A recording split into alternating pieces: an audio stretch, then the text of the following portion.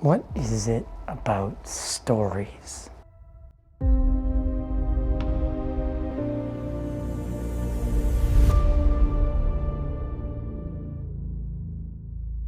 As humans, we are fundamentally driven by stories. Since the very first time that we gathered around a fire, we've been whispering about the shadows dancing just beyond the light. That right alongside the world of the living, there is a parallel reality, a world of non-human entities and what we call unexplained phenomena. We want so desperately to believe that we aren't alone, but we're also terrified of that notion itself. Now, I grew up a stone's throw from Dudley Road in Billerica, Massachusetts. If you know that road, then you know it. It isn't just a dark street or an eerie corner. It feels like a boundary line between our everyday world and something else. Living in New England means living on top of centuries of ghost stories, cryptids, and the general unexplained. It's in our blood. But where does the myth end and the terrifying reality begin?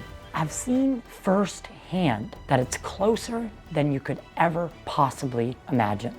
If UFOs are a thing, I don't think they're from another planet. I think it is more of a spiritual, psychic, whatever thing. Their shape is very suggestive of like religious imagery, right? The sphere, the orb, the halo, like all of it's very like religious.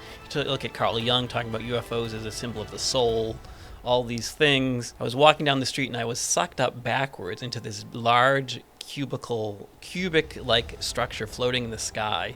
I was sucked up into the bottom of it, into this giant room, and inside was like a large human, like a large muscular human, and then like Sasquatch inside this flying object. And I woke up like, whoa! On this episode, join me as we tug on the thread between the known and the unknown. My guest is Peter Muise. He's an author, the creator of the long-standing New England folklore blog, and a man who has quite literally written the book on these mysteries, including incredible deep dives into regional legends. Let's map out the dark from the bizarre, high strangeness of the Bridgewater Triangle to the creeping dread of the Salem witch trials. Cryptids, haunted stretches of asphalt, and the very real possibility that the things that lurk in the shadows of night, well, they might just be looking right back at us. Places like the Marianas Trench. Right. So to say that we know it's not, I think is very, very, it's what the humans love to do because we hate the fear of the unknown. This is Total Disclosure.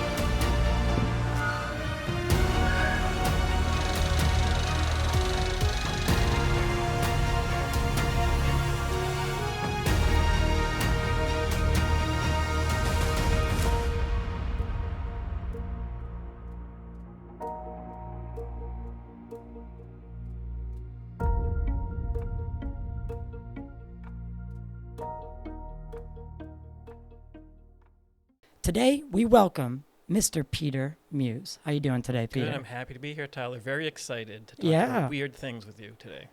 Well, what I usually don't get to do often is talk about my own backyard. Yep. Right? And I think I said this on the phone to you, is that's what I was really excited about, is you're not really like you're not an experiencer per se. You're more of an investigative researcher, historian into the stories that have, mythologized New England. Yeah, And I think of myself maybe as a story collector. Like I collect- like to collect the stories, find Right. as many versions as I can, just have all these different stories. Yeah. So I mean, first off, I gotta ask, what got you into this? Collecting these types of stories that are off the beaten path, or local to this place and this place. What sparked your Sure. interest there? I think it comes from a bunch of different places. When I was a kid, I grew up in the 70s. I was born in the late 60s, grew up in the 70s. In the 1970s, there was a lot of this resurgence or interest in paranormal things suddenly appeared. They didn't call it paranormal then, but things like the In Search of show with Leonard Nimoy came on when I was a kid. There were movies like In Search of Bigfoot, In Search of Noah's Ark, which I saw, which is not a great movie, but I saw it as a kid. So that was sort of in the media at the time. Bigfoot started to appear a lot in TV shows, like The Bionic Man had a bionic Bigfoot appear in one of the shows. So Bigfoot started to appear. And I had an older brother. I still have an older brother who was really into like UFOs and that sort of stuff. And so I absorbed some of it from him because he had like the books that I was maybe too young to buy, but he had like these creepy books by Arthur C. Clarke about Arthur C. Clarke's mysterious universe and all this stuff. So that was one way. It kind of came from like just being a kid in the 70s. Atlantis, the Bermuda Triangle. Like when I was a kid, everybody was very concerned about the Bermuda Triangle. And somehow it's not a big thing these days, right? But at the time, everyone was afraid I would disappear. I was very afraid that I would disappear into the Bermuda Triangle somehow when I was a kid. Although I never went to Bermuda. So that was one stream. I think I also was really into like mythology and folklore as a kid, like Greek mythology, Norse mythology, the mythology books for kids that were out at the time. And so I sort of, when I went to college, I got a degree in anthropology because I was really interested in sort of that folklore mythology aspect of things.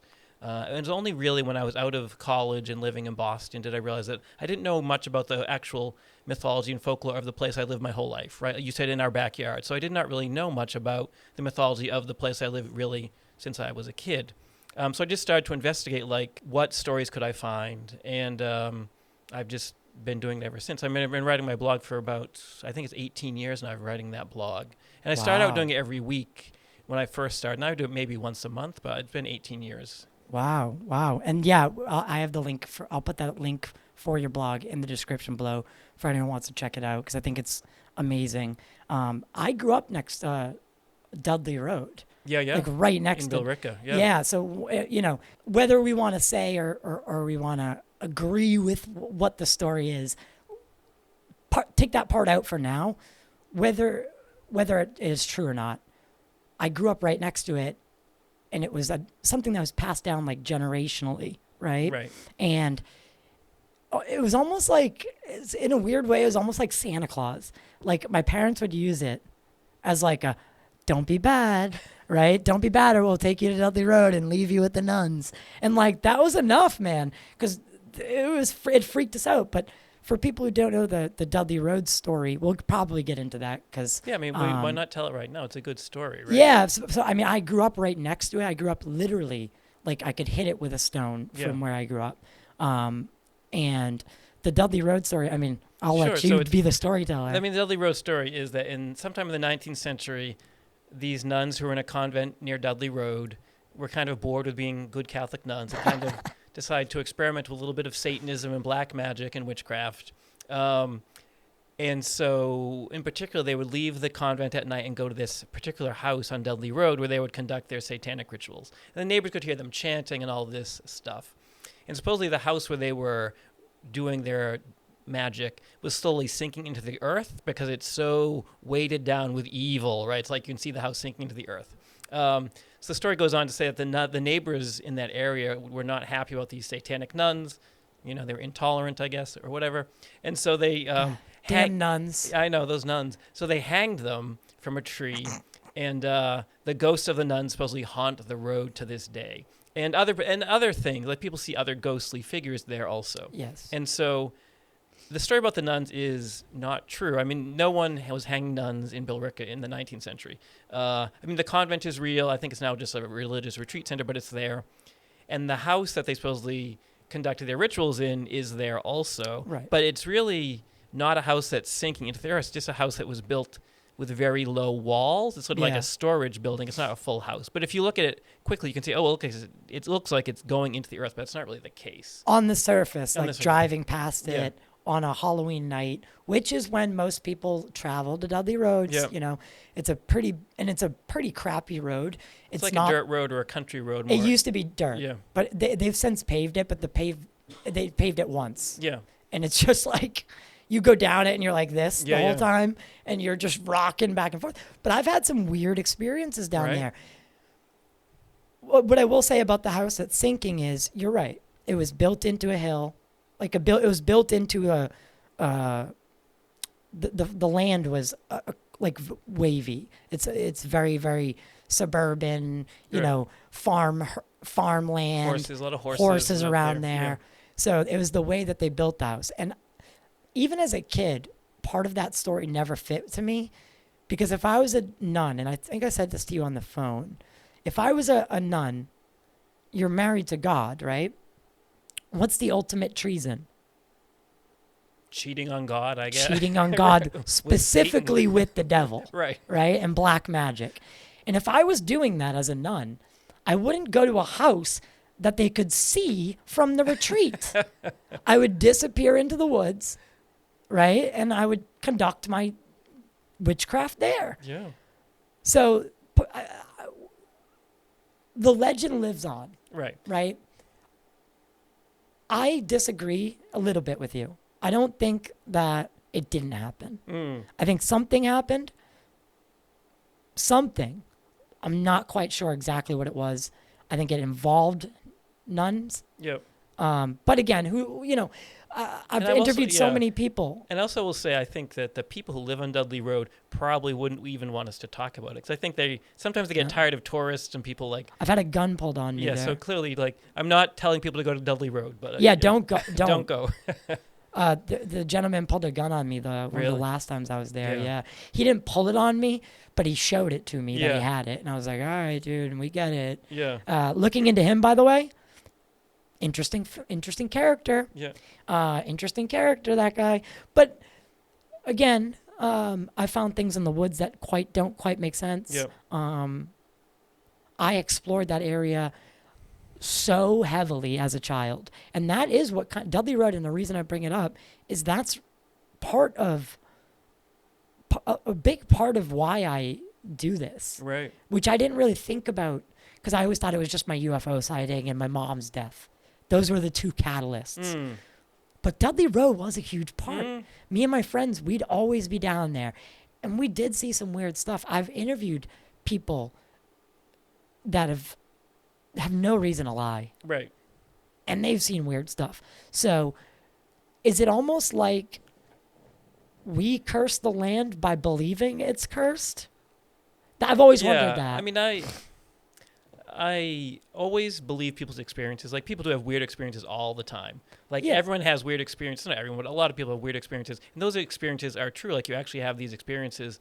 I guess where I have some skepticism sometimes is just the explanation. Like, you have these legends about these places, which if you look into the history of the town, you'll see that's not quite true, right? Like, no nuns were murdered, no nuns were hanged, nothing of that. The house was built that way. On record. We'll say on record, right? There's no proof. There's no physical proof, right?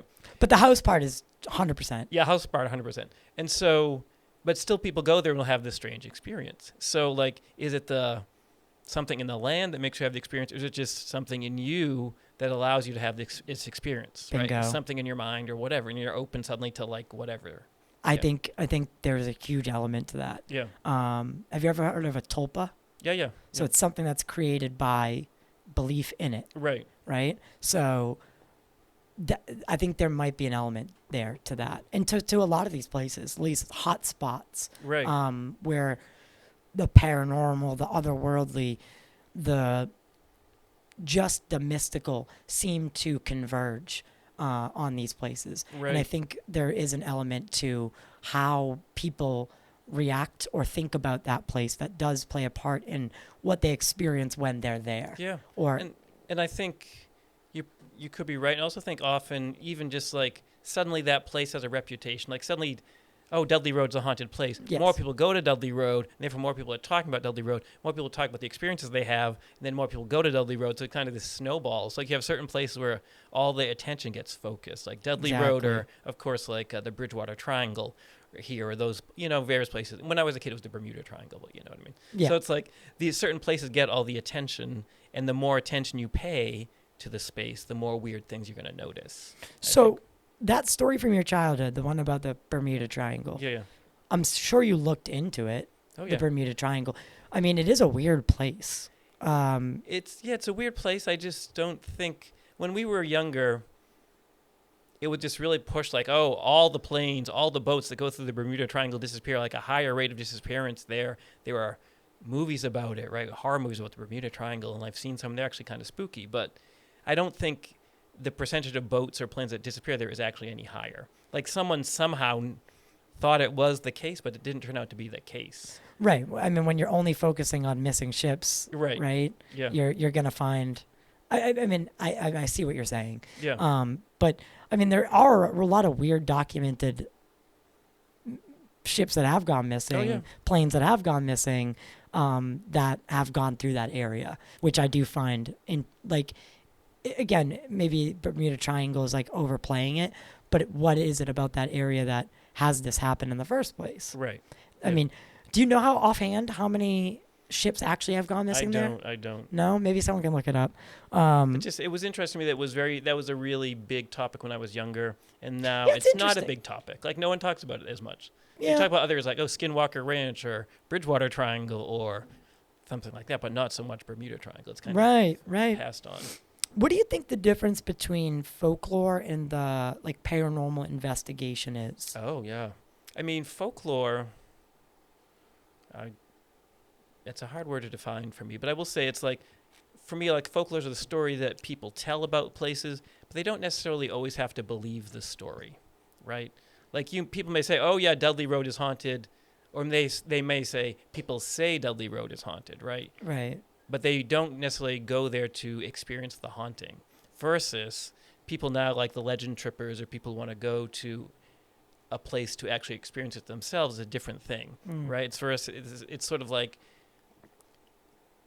oh, Dudley Road, my aunt says some nuns were hanged there and they come back as ghosts, versus, oh, Dudley Road, I went there at midnight with my friends and we saw the ghost of a nun, right? It's like somebody said it versus I'm just trying to experience that ghost myself. Like that's the difference. I forgot that there was one thing about Dudley Road I forgot to tell you. I don't think I've ever said this on camera. Yep. Uh-oh. There was one night, and I have several witnesses to this, which I can call right now. I'm not sure if they'd answer, but I could call them. We were exploring the woods. Yeah. The random night, not Halloween, because we were there all year round. Yeah. And we were in the woods, and I've been there since, and like the people that hike those woods, they'll tell you, don't be in here after dark. The woods seem to play tricks on you, right? People get lost in the woods, even though they know them like the back of their hands. Like trails seem to switch, like a train track switches. You know how a train track will go over to the other track. Right. It's almost like that. And we were back there one night, and I don't mean to point at you, but you're accusing me of something. Yeah, You. Witchcraft. Get them. True. Yeah. We have another room for that. It's downstairs. But the dungeon. We were back there, and me and my friend and one other, we came across this really dilapidated house, and it was in the middle of the woods. It didn't seem like anything crazy, just like a shack. But once we left it, I've never since found it. And nobody agrees with me that there's a house back there. Yeah. Everyone who goes there or knows the woods is like, there's nothing like that. The only thing is the convent. Right. Right? And they were like, maybe you came across someone's shed and you just didn't know. But I know where I was that night. We were in the middle of the thicket. Right. And then a house was there. And then it wasn't. Right. So, again, and I think preparing for this conversation has brought a lot of those random nights out there. Right. And I've never found that house Yeah. again. Yeah. It's Very weird. It's weird. It is weird. I will say that you go out in the woods around here, and for people who are not from Massachusetts, New England may not know this, but like right now Massachusetts is like covered by like 70% tree cover or something. Like it's very heavily forested, Massachusetts. Heavily populated, but also heavily forested. It's like either a house or it's a tree, right? Pretty much. But in the past, this was all farmland. So all the trees were chopped down. This is all rolling farmland, whatever, until maybe mid-19th century, mid-1800s, where people realized there was better farming elsewhere. So people started to go to New York, Ohio, whatever. And also people started to move from the farms into the mill towns like Haverhill, Lawrence, Lowell, places like that, New Bedford, whatever, right? And so these farms became abandoned. So if you go out in the woods now here, you will find like cellar holes. Maybe you'll find the old walls everywhere. Maybe find old cemeteries just in the middle of the woods, because these used to be farms, villages, whatever, that just now have been overtaken by the woods. You're telling me that story. It reminds me of this story that I had in my book, Witches and Warlocks of Massachusetts, where it's about a woman named Caroline Howard King. It's from the 19th century. She was a wealthy woman from Salem. She wrote this great book called When We Lived in Salem. It's like her memories of her childhood. So her family lived in Salem at the time, and they decided to go. They used to vacation in Beverly, Massachusetts. Imagine that. Which it's not, like, if you look at it now, it's like 10 miles away. But at the time, it was like, Imagine that. when you didn't have a car or anything, it's like it was a lot longer trip. So they go from Salem to Beverly. They had this house in Beverly on the beach, and where they lived in Beverly was an area called Witches Woods. And all the neighbors who lived there said, "Oh, these woods are haunted. They said there was a headless ghost, etc. in these woods, Witches Woods." Witches Woods? Witches Woods. And they said there was a haunted farmhouse in these woods called the Homestead. And so one day, Caroline Howard King and her cousin and their maid go for a walk in the woods. So they're walking through the woods. They're going to go have a picnic, whatever. They kind of get a little bit lost. And they find this abandoned farm. They find like a cellar hole and like the doorstep and like all these overgrown big lilac bushes and an abandoned chimney. Now, and they think, oh, is this the homestead, right? Is this the haunted farm? But there's nothing happening. So they wander on. They walk up to the top of this hill, trying to find their way back to the beach where they're staying. They look down where they had just been, where the abandoned farm was, and they see a house, and it's inhabited. It has a roof. There's smoke coming out of the chimneys. It has walls. They see a woman come out, and she spreads like chicken feed on the front stoop, and it has these little lilac bushes. And they're like, oh, this is a little freaky, right? This is a little freaky for us. And so the two girls stay up the top, of the maid goes down to try to see, like, oh, maybe the woman at that house can tell us how to get back to the beach. Well, obviously this is not going to happen. She goes back down to the farmhouse, and there's nobody there. It's an abandoned farmhouse again. It's just like a cellar hole, a chimney, the big giant lilac bushes, and nobody's there. And so the maid is freaked out. She goes back to the top of the hill. She's like, there's no farmhouse there. It's just a ruin. And they realize that this is the haunted farmhouse that they've heard about in Witches Woods. And somehow it is, if you want to think about it, it's like almost adrift in time somehow, right? It's like they're seeing the past, but it's not really there. And so they're all really freaked out, and they manage to finally find like a stream. They follow the stream and it leads to the ocean there, go back home. And so, whoa. And yeah, it's in her book. And just in her memoir, she just tosses it out there like, and here's something weird that happened when I was like 14, blah, blah, blah, blah, blah. And she just, it's just a story in the book? It's just a story in the book, yeah. And so she was friends with a famous writer, James Russell Lowell, I think his name was. And he later wrote about this and claimed it had happened to him, but she's like, no, it didn't happen to him, it happened to me, in her book. So essentially, if I'm getting this correctly, they walk down, they come upon the homestead, or the farmstead. It's a ruin. Right. It's in ruins. They get back to the hill, they look back down, and it's almost like they're seeing back into the past. In the past, yeah. And there's this ripple, this... Yeah. Whatever, there's ripping. If it's true... Yeah, if it's true. It begs the question, because I've heard this type of story before, too. This is not an uncommon... Yeah, I've heard about a disappearing farmhouse in Vermont somewhere, too. I've heard about also that, just people walking, and then all of a sudden they're like in the past. Right. And then they're freaking out, and then they walk. Whatever happens, and eventually they hit a barrier, and then they're back Right. into their present time. But it begs the question. We've been told that the world is black and white. Yep. What if there's a lot more gray than we could Right. ever anticipate, right?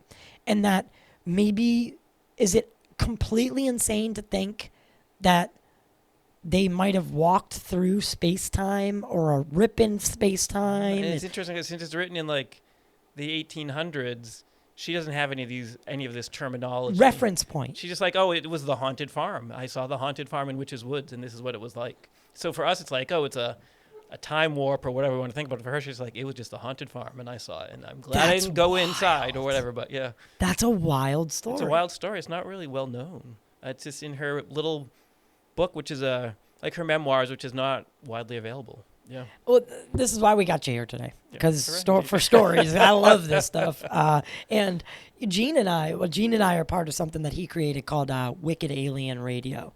So, and it's really like New England focused. Yep. So I thought it was a perfect marriage of like having you here today thank for that kind of thing. So, like, really, thank you. Someone actually asked me to bring this up to you. Okay. So I want to do it because if not, I'll probably forget. Can you tell me about, he made me write it down as one of my coworkers, the Cape Ann sighting.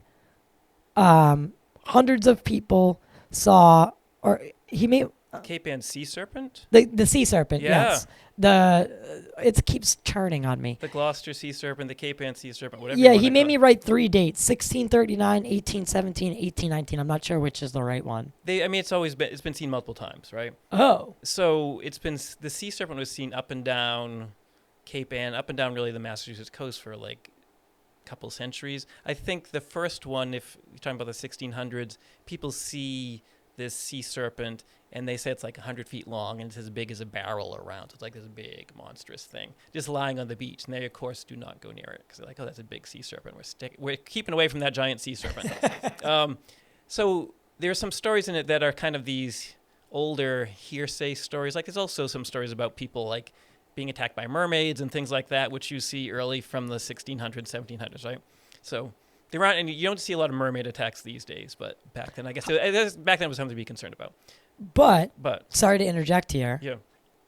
What if mermaid, right? And I understand how they're depicted, but what if it just means being from the water? Right, it could be some other And humanoid I don't know if, from the deep or something scary like that, right? here, I don't know if you know this, but like Congressman Tim Burchett, people, I hate to say his name, but Avi Loeb, all these people right now have been talking about how they think that these extraterrestrials are coming from the water. Right. So what if the vernacular has changed? Mermaid is the only reference point that they had. Right. So when I think it's important to say these things out loud, because to preface the story before it's told, because again, if you like Jacques Vallée, right? Right. From fairies, what they called fairies, we now call, you just switch a couple words and now it's an extraterrestrial or an alien, right? So could that be what we're dealing with? And sorry. Oh, so yeah, no, I think it's an interesting question. And we'll get back to the sea serpent shortly, but I feel like I understand what you're saying, and you do hear these stories about like mermaids, tritons, whatever you want to call them, like humanoid creatures that live in the ocean going back centuries. Like the Greeks had it, the Babylonians had these creatures called like Cthulhu, right? And if you think, oh, that name's a little bit like Cthulhu, which is extra creepy to people, right? All this stuff. Like I think these very old mermaid-like beings are seen even in like the Enuma Elish, which is one of the oldest stories written. So then people talk about Dagon and all this sort of stuff, right? So it's sort of like what is it? And there's never been, no one's ever found a body of a mermaid or a triton or anything like that. So that's what I always come back to. Like, there's no physical thing, but what if they're looking for the wrong thing? Maybe looking for the wrong thing, but maybe it's a spiritual thing you're having as well, right? Maybe you're like experiencing the spirit of the water or the energy of the water, and this is how you're manifesting it, or you're seeing it. You know what I mean? I think of like if you don't know if you know the horror author H.P. Lovecraft, right, from course. Rhode Island, right? He talked about the deep ones, which in his stories, which he says he always says his stories are fiction, right? That's always important. H.P. Lovecraft always says his stories are fiction. He talked about these humanoids that live in the ocean, and they're very like amorously interested in humans and all this sort of stuff. Sort of like mermaids were also interested in humans. But then after he died, some occultists sort of thought, maybe H.P. Lovecraft was right. Maybe this stuff is real. And so there have been people who've done rituals around deep ones, trying to summon them. Some people say successfully, some people say unsuccessfully, but sort of this more of a spiritual approach to a mermaid or a sentient humanoid in the ocean versus a more physical one, right? So I feel like, to me, sometimes that's another lens to put on when you look at these stories. Like, how literally do you want to take the story versus how like spiritually do you want to take the story versus how much of it is just like a hoax or a misidentification? I think those are 4 different ways to look at it. Like, it's a hoax, someone just outright lying. It's a misidentification. Maybe someone saw a seal, right? And they think, look at that thing. It's a mermaid. It was really a seal. Versus a spiritual thing, like I saw a mermaid in a vision that I had while I was on the beach. Versus there is a physical being that has the body of a human and the legs of a fish that is in the ocean right at this moment. Right. So it's different lenses to take, I think, when we talk about these stories. Right. So back to the serpent. Sea serpent, yeah. So this was prolific through... Yeah, so it was seen, in the 1600s, other places. But in the 1800s, I don't remember the exact dates, but it was around the Civil War era, I think. The sea serpent is seen in Gloucester Harbor. And it is seen many, many times by multiple people. So, and it was written up in the newspapers. It was well documented. Like, respectable citizens saw this sea serpent. People on boats saw this sea serpent. Women on shore with telescopes saw this sea serpent, right? And they said it was like very long. It had humps. It had a head like a horse. All these things. So they see it, and what is it? No one was quite sure. Someone at the time, a sea captain says, "Oh, I've captured it. Everyone come see my sea serpent." And people go and see it's just a giant fish. Right? Like, this is not the sea serpent we were promised. People were unhappy. I'm glad to know there was grifters back then. Yeah, there have always been grifters, always grifters. And then also at the same time, this little boy in Gloucester finds a black snake on the beach and has these big lumps on its body, similar to what they had seen in the ocean with the giant sea serpent. So this group of Boston naturalists, like scientists studying, animals, are very excited. They think, oh, this is a baby sea serpent, right? We've found a baby sea serpent. We found a new species. This is going to be amazing. Right. And so they stake their reputation kind of on this thing. And then when they investigate, it's just a regular black snake that had been infected with some sort of like virus or some sort of fungus. And they're like, oh, sorry, it's not a sea serpent either. Yeah. God, there's so many... Gene will know. There's so many parallels into these stories as to what's like going on now. I'm sure. It's like the hoaxes of like Jaime... I don't want to say his name, but like... The mummies down in South America. Oh, I'm not familiar. Where like they sold tickets and they were like, "Come see our aliens," and it's like the same story of like, "Come see our sea serpent." It's a fish. And it was just not. It was. Yeah, I mean, it's always been happening. There was Woo! I love it. So the sea serpent kind of disappeared after a while, but no one ever figured out what it was. So it shows up again in other times too. I think one of the last times it was seen was like 1963 or something like that. Do you find it a little odd that it's not just seen in New England, of course? No, sea serpents but all over the place. Loch Ness, right? Yeah. All over the world. This idea of a creature. And I don't even like using that word because I think it connotates like a monster. Right. But this thing that was very large... Yeah. Larger than they'd ever seen before, which could capsize boats and, if it wanted to. Right, it did, right? But it was friendly. But I don't even know if friendly is the word. Indifferent could have been what it really was. Just like a whale is indifferent, right? Until you encroach. Then, it will need to do what it needs to do. But these things have been talked about for... as long as humans could write and keep record, right? From the Vikings all the way to even earlier, right? Yeah. Even earlier. And that's what I find interesting. Could it have just been giant squid?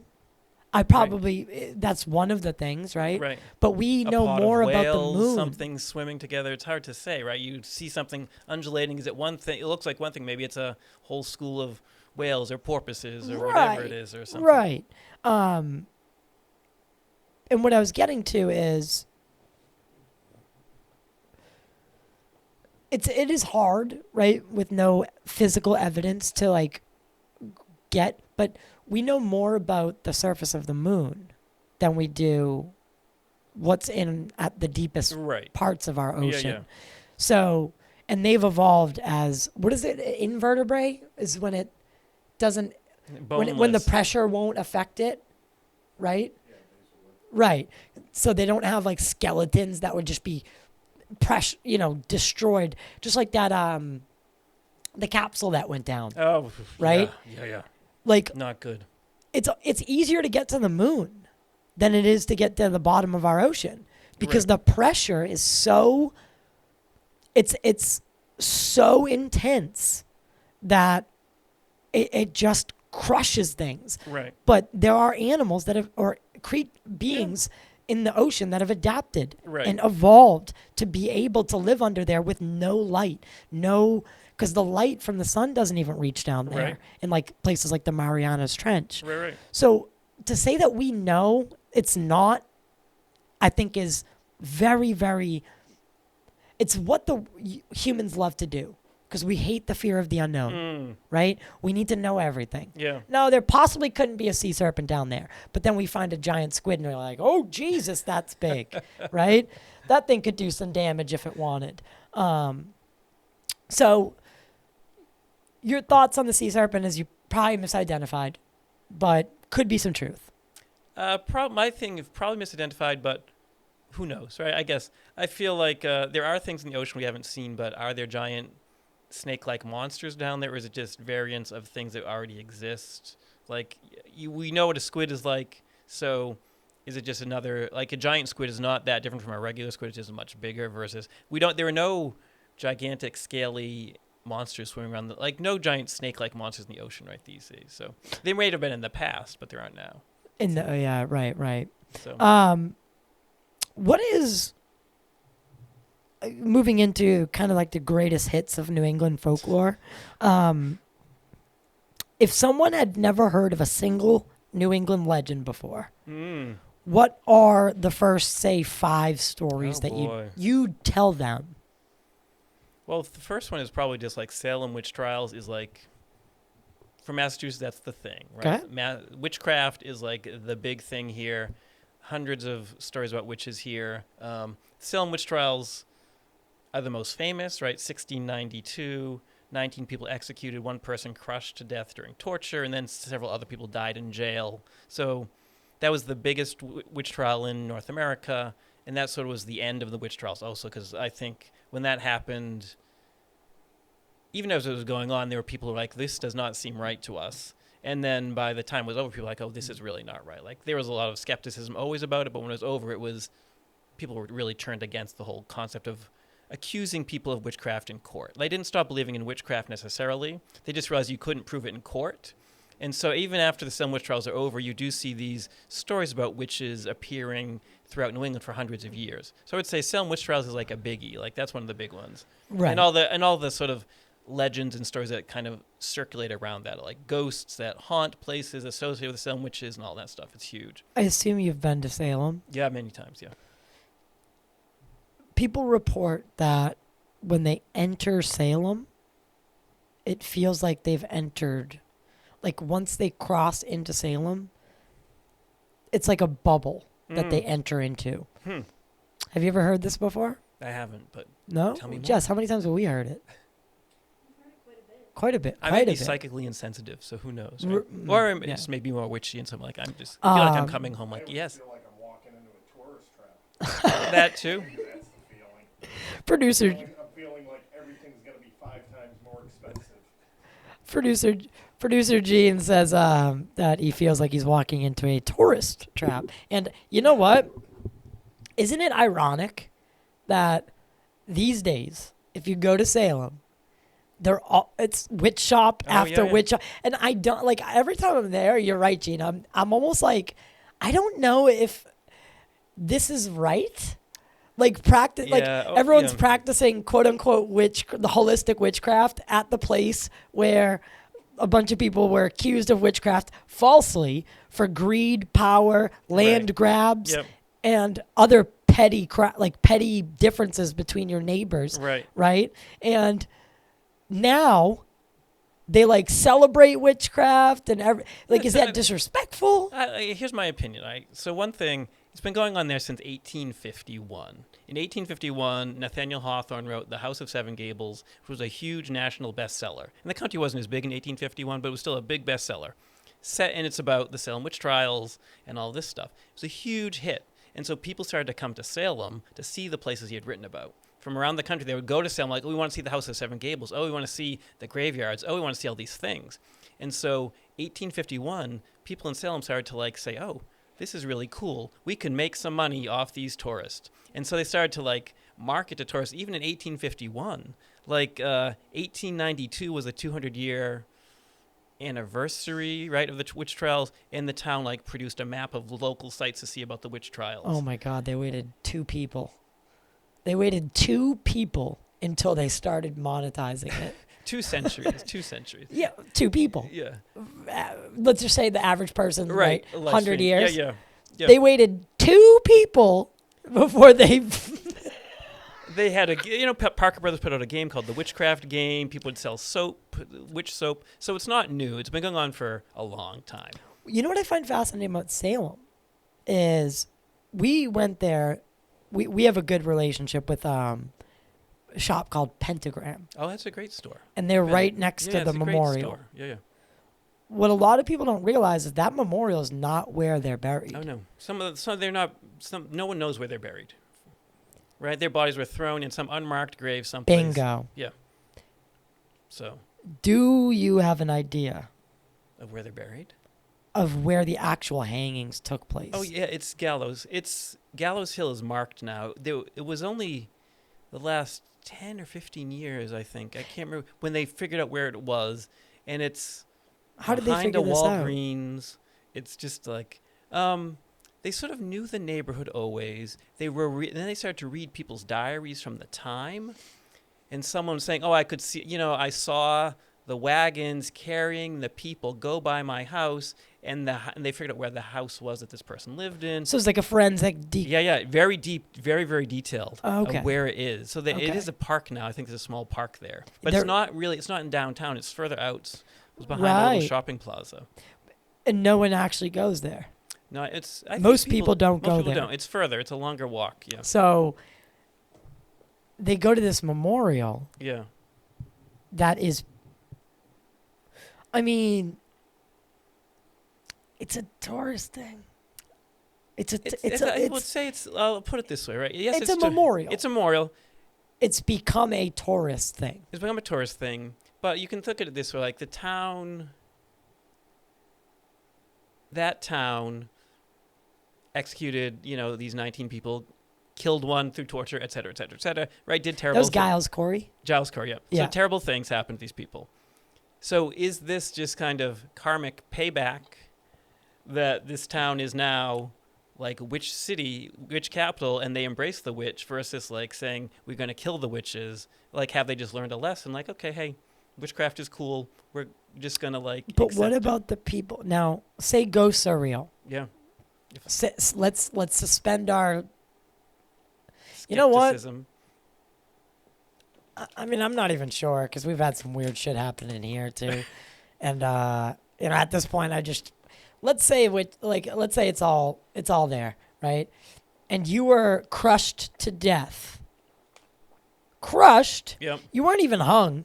You were didn't get crushed. that liberty. Right. You got crushed, and then you come back as a ghost, and a couple hundred years later, they're like, it's Witch City, and they're celebrating witchcraft, and the reason you're a ghost is because of Right. do you think that maybe some of those people resent the idea? Or are they excited to be remembered? Right? You know what? That's a good Are they point. excited to be remembered and celebrated? Or or are you sad to be monetized? I don't know. That is a good point. It could go either way. If I were a ghost, maybe like, psych, everyone remembers my name. What does everybody want? Yeah, Legacy. right. I mean, it sucks that your legacy is you got crushed to death. Yeah. But Giles Corey was an interesting person. Like, everyone remembers that he was crushed to death, which is a terrible way to die. He was a rough character. Like, if you read about him, he had beaten one of his servants to death. I'm familiar, yeah. And so he was not convicted, but everyone in Salem was like, ugh, Giles Corey is trouble. Like, we want to get rid of Giles Corey if we can. And so I he think, might be a witch. yeah. So I think that was in people's minds that they accused him, like, oh, he's a violent, Two birds, one bad stone. person. And so people don't know this story. His wife had been accused of a witchcraft, and he's like, oh yeah, she's a witch. She's totally a witch. And then he was accused of being a witch. He's like, oh crap, he suddenly the finger was pointing at him, and I suppose he realized that the whole thing was a scam at this point. Because he knows he's not a witch. Because he knows he's not a witch. And so he is interrogated, asked these questions. He refuses to answer. And people suspect it was because if he had answered, he would have been convicted or whatever, and then they would have confiscated his property. And they were leaving the property to their children, right? And so he didn't respond to any questions. And according to Massachusetts law at that time, if you didn't answer questions while being interrogated, they were allowed to torture you by putting a board on you and piling rocks onto your body until you spoke. And so they stretched him out in a field, tied him to the ground, put a board on him, and just piled on these rocks until they hoped he would speak. And they kept saying, Giles Corey, do you have anything to say? Giles Corey, do you have anything to say? As they put on more and more rocks. And they put on these rocks, and finally his only words were, add more weight. And they put on more weights, and he died. My man. So he was hardcore, right? He was hardcore. He was a murderer, but he was a hardcore murderer, I guess. But he took the punish. Yeah. He took that punishment. The place where he was killed is now a cemetery. It's Howard Street Cemetery, which is kind of a little bit off the beaten track, but you can go. It's just in a residential neighborhood. Yeah. People say his ghost can be seen there, if you want to go look for his ghost there. Yeah, I smoked a joint. Did you see his ghost? I didn't see his ghost, Okay. but I mean, the joint could have impaired me that day. Yeah. I'm not sure. And people also say his ghost has appeared in Salem when something bad is going to happen. So there was Like an an omen. So there's a big fire in 1911, which burned down a lot of the business district, and his ghost appeared before that. And people are like, oh, if you see Giles Corey's ghost in Salem, that's bad news for the city. Interesting. Yeah, so he's like an omen of bad things happening. So moving past Salem witch trials, one last thing I'll say about this is a lot of people I've talked to, when I ask them, hey, how many people do you think died in the witch trials in Salem? Yeah. Specifically, they think thousands. Can you just again reiterate? So it was 19 were executed, one was died through torture, and then several died in prison. Okay. It is not thousands, guys. Might it be thousands worldwide? The numbers of people who died in witch trials is a topic of a lot of scholarly discussion. I'll say it's hundreds of thousands, probably. Right. Across Europe, some places in Europe, there were huge witch trials. Like Germany and France had these massive witch trials. I think those are the biggest witch trials are in Germany and France. Okay. Probably. Yes, I wanted to address that. It's a common misconception. It was 19 people executed and one died of torture, and then people died in prison. Pretty but there were rough. hundreds of people were accused, and there was a weird fluke of how the system was set up. Like normally, in the Puritan era, if you wanted to bring charges against somebody, you had to pay to do it. You had to pay a fee, and this was to prevent nuisance lawsuits. You couldn't just accuse somebody of something. You had to pay to do it. We should bring that back. We should, right? But the judges in the Salem witch trials were like, no, we're going to waive that because we want to get as many witches as we can. So that was one thing they did, which was not good. They also accepted what they called spectral evidence. So spectral evidence is this idea that witches can send their souls out to cause trouble, and the only people who can see these souls are the people they're attacking. So like, your audience right now can't see that my soul is attacking Tyler, but Tyler can see it, and Tyler's like, Peter's a witch, his soul is attacking me, right? Spectral evidence. You have to listen to Tyler and believe him, even though there's absolutely no proof my soul is leaving my body. He's a witch. Yeah, I'm a witch. Hang him. Yep. And then, mark that. I might have to edit that out. I just said hang him. Oh, anyway. Isn't that bad? For YouTube, yeah. Oh, If I'm like, even though it was a joke, it's a joke. Yeah, that's fine. right? We'll just keep it at he's a witch. He's a witch. Um, So, and the last thing these judges did also was, if you pled guilty to being a witch and named names, they let you live. But if you pled innocent and did not name names, they executed you. Oh. So there was an incentive, if you were accused of being a witch, to name Just other say- witches. I'm a witch. And who else is a witch? Tyler and Gina are witches too. They're witches also. Then they'd bring you in and you'd be like, yeah, I'm a witch. And also is my mother and so is my sister and so is my neighbor. They're witches too. They bring them in, they accuse people. So it just would grow and grow and grow. So the only people who were executed were the people who said they were innocent. The people who said, I am not a witch, were not hanged. Where the people who said, I am not a witch, were the only people who were hanged. Wow. So they became this weird, Dichotomy of screwed up system where you were this incentive to lie and say you were a witch and name names. Otherwise, you were going to be executed. Wow. So that's why so many people were accused. Like 150 people were accused, but that's why so few people were killed because everyone was lying to say and said they were witches so they would live. you almost have a little bit more respect for the people that say, no, I won't conform. Yeah. I will not say they I'm were a like- witch. Yeah. That's interesting. Yeah. So what's the next Boy. So we're talking top 5. Huh? top 5? Yeah. Top 5. I guess let's say Bridgewater Triangle is really popular these days. People like to hear about that. From the 1980s, that showed up, like 1981, I think. Loren Coleman, famous cryptozoologist. He actually founded the word cryptozoology, which is amazing. Like, Yeah. here's a weird story. I was in my neighborhood. There was a drag show around Gay Pride, and it was called Cryptid Night. So the drag queens were dressed like cryptids. And I thought, Loren Coleman started this in the 80s. Like, somehow these people are like, yes. The term cryptid has become so embedded in society, and Loren Coleman started that, right? So anyway. It's crazy, right? Crazy, right? So Loren Coleman sort of noticed that there was a lot of reports of strange things in this area in Massachusetts, southeastern Massachusetts, the Bridgewater Triangle. And Is he still alive? oh, he's still alive. I think he's turning 80. We Yeah. gotta find him. He's in Bangor, Maine. We gotta find him.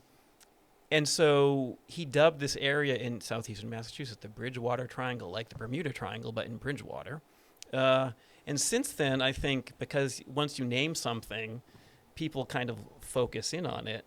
The more people look at it, the more they see, as we mentioned, right? So people are seeing like Bigfoot, UFOs, giant birds, giant snakes, ghosts, pukwudgies, all these things in the Bridgewater Triangle, which you see those things everywhere in New England.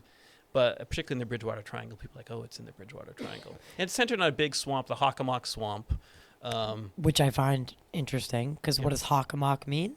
People say it means place of spirits, but I don't know if that's the right answer. There's some idea that that's a mistranslation. It may mean like hook-shaped swamp also or something like that. So it could mean place of spirits. It could not mean place of spirits. Well, why? I mean, And I think also there's a possibility people got Hockomock confused with Hobomok. And Hobomok was sort of the local indigenous deity of swamps, snakes, disease, and darkness. oh. So he was like an important ally for shamans. Like, if you want to cure disease, you got to be friends with Hobomok, because he is the god who controls diseases, right? That Got kind of it. things. So Hobomok, Hockomock, so there's kind of like a little confusion there.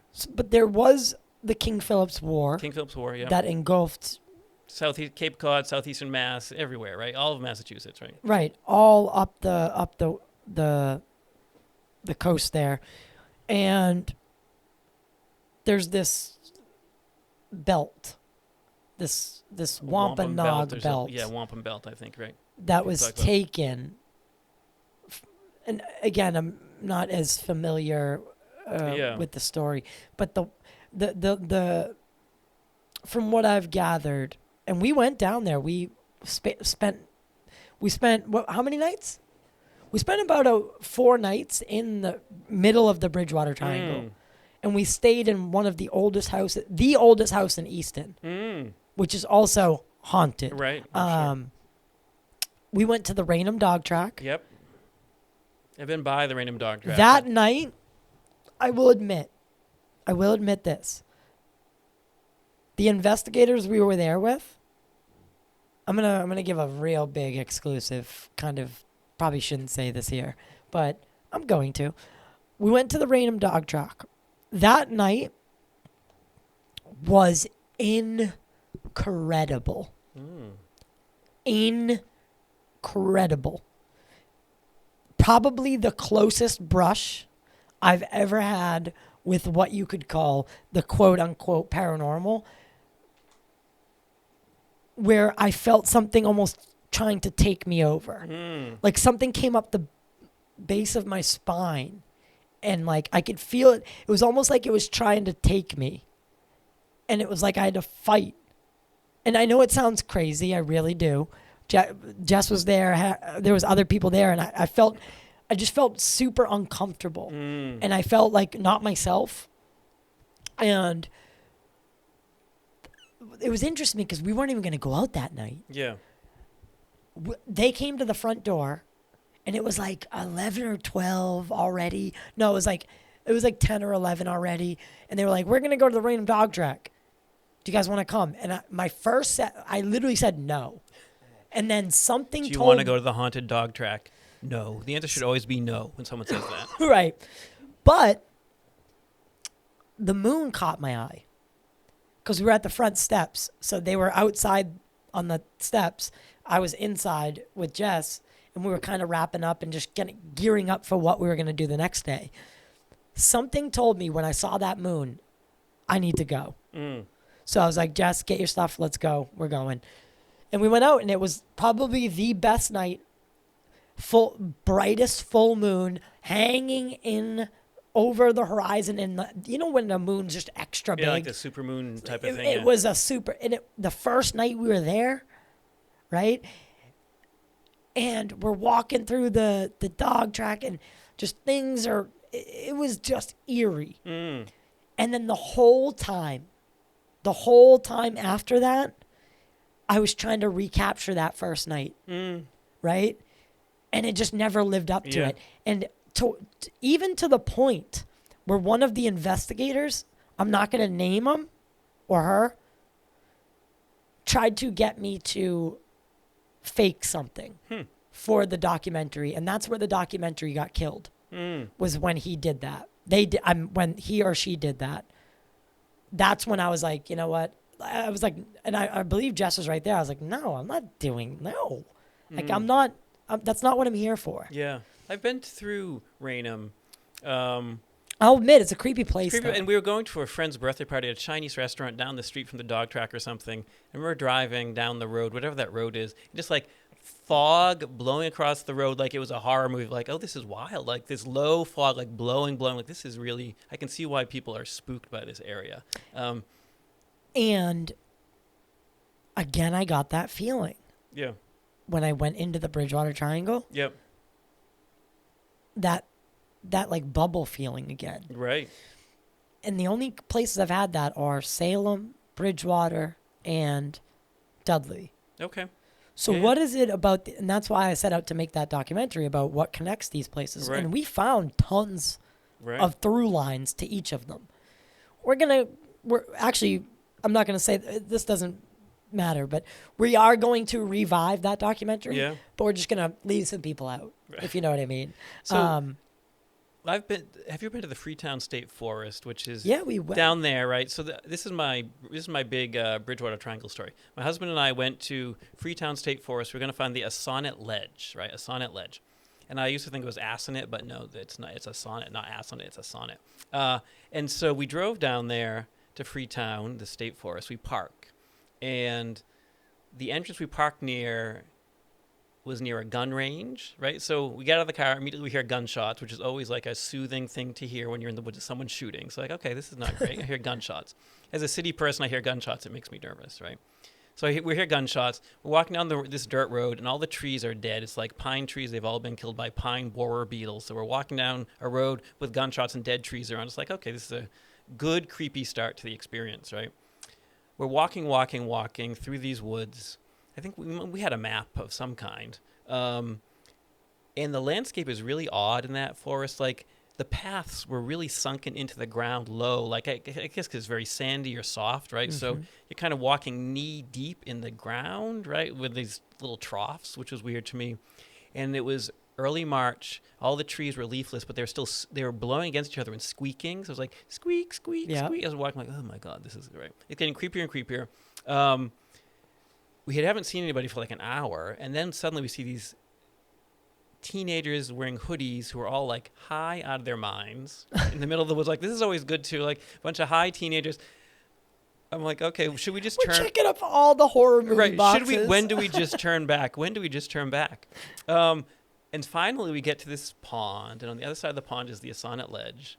We go to the top of the ledge, which is supposed to be this, and the ledge is a place where supposedly people see ghosts, and also supposedly where a puckwudgie, we'll talk about puckwudgies in a bit, will push you off the ledge, right? So it's a spooky, spooky place. We get to the top of the ledge, and they were like, school children having a picnic up there, right? So all the spookiness just like evaporates. Like, here are a bunch of kids playing games, having a picnic on this ledge by the water, having a great time. So it's like spooky, spooky, spooky, spooky. Oh, children having a picnic, the end, right? So we had a similar experience. I can see how the spookiness started, but we luckily didn't come to a spooky conclusion for us, yeah. We visited that ledge as well. Yeah. I attest to what you what you experienced. Yeah. You know, it's creepy, but again, it was like broad daylight when we were there. Right. So, and then when we got up there was like dirt bikers up there. Yeah, exactly. Right. And I was like, oh, okay, that killed the mood. Right. Not everyone knows it's supposed to be spooky. Beautiful view, though. Yeah, great view. But they say the lady in white or a puckwudgie will like try to like get you to, and I will admit, and I think this happens. I think this is like a human thing, because it doesn't just happen there. But people, like, when they're up on something high, they get this, like, have you ever had that, Gene, where you're up on something high and you're just like, what if I just jumped? No, I don't either. I stand back. I know it's a phenomenon that people do that. But you've never had it. And no, when I was... You're smart. And I, did rappelling and things like that in the military, I would go nowhere near the ledge unless I was tied off to something. If I'm scared of anything, I have a terrible fear of heights when I'm not secure. Secure, right. Like, I could be there, all I need is like a good pole, good. Nothing there, I ain't going nowhere near the edge. I got up to that ledge, looked over, and sure as shit, this washed over feeling came over me to jump. I don't know what it was. Again, I'm not giving credence to it. I think it is, because I've had that other places too, where I'm like, what if I just drove off this bridge? Right. And then I know that sounds like a psycho thing, but I know the other, it's intrusive thoughts, it's right? It's intrusive, like kind of a little OCD, a little anxiety. Anyone who knows me knows I have all the above. So, and interesting, like the Sonnet ledge, there is a legend that like a Native American ghost are seen like that they would throw themselves off there, but it's relatively recent. Apparently that pond is a quarry. It used to be a quarry, so it's not that old, really. It's from like the 1900s or something. Correct. 19th century, but. So next up. Oh boy, I got it. So how is We'll keep it at top 3, and then we'll move on. Let's talk about. We can talk about a puckwudgies, I guess. Which is Yeah. popular. Like that's something that. By the way, Yep. I want to preface this. I just put out we did an interview with Bill Russo. Oh, he's great. Yeah. His story about Iwachu and all that stuff. Yeah. Iwachu. Yeah, it's very spooky, right? isn't it? And so we just put that one out. I just put that one out because that one stuck with me. Yeah, it's a great story. And he won't say it's a puckwudgie, but he said it matches the description. Yeah. Right? I think, so what is a puckwudgie? Well, I think it's interesting for us that Bill doesn't say it's a puckwudgie, because people have experiences, as we said, right? People have all these weird experiences, and then later you can try to put them into the categories. So he had that experience, and now everybody else tries to put it in this category, and he's like, I don't know if that's the category it should be in, which I can totally understand, right? And when you and I talked on the phone, I think we talked about the woman, Mona Kempka, I think her name was, she was a nurse who lived in Framingham, Massachusetts. She's since passed away. And I first saw her on a UFO show, like America's Weirdest UFO Stories or something like that. She lived in Framingham, and one night she's in her bedroom, and she sees this mysterious pink light appear in her bedroom, like a pink orb appears. And there's a pink mist around it, too. And inside of it, she sees this gigantic muscle-bound lizard, like a humanoid muscle-bound lizard monster. And she just sees it, and she's freaked out, obviously, and then it disappears. And so she goes on this UFO show and says, I think it was a reptilian alien, it was a reptoid, it was whatever. I don't know why it was in my bedroom, but that's what it was. But then a few years later, online and other places, she says, no, it wasn't a reptoid alien. I think it was a demon. It was Zozo the Ouija demon, right? Who was a specific demon you see kind of showing up in the 2000s. People are saying this Ouija demon. And so I guess the question is, like, she has this experience. She sees a giant muscle-bound lizard monster in her bedroom, but then how do you explain it? So she's trying to explain it different ways. Right. She's got these different... It's either, was it a reptoid alien, was it a Ouija demon? And if she still was with us, would she even later maybe think it was something else? Trying to figure out what the heck was this that I saw? Like, how do I explain what I saw? Right. She's throwing different lenses on top. And whereas Bill Russo, you can see, like, he has this experience and he's not going to put the lens on it. Like, he just had the experience, and here's the experience, and this is what it was, right? And it's a remarkable... Because that guy wants nothing to do with... Like, he doesn't want money. He doesn't want anything. He lives in Florida, like, or maybe I shouldn't even say that, but he lives in the South. Like, he just wants to retire, like, live his life. Yeah. Right? But he does like telling the story. Right.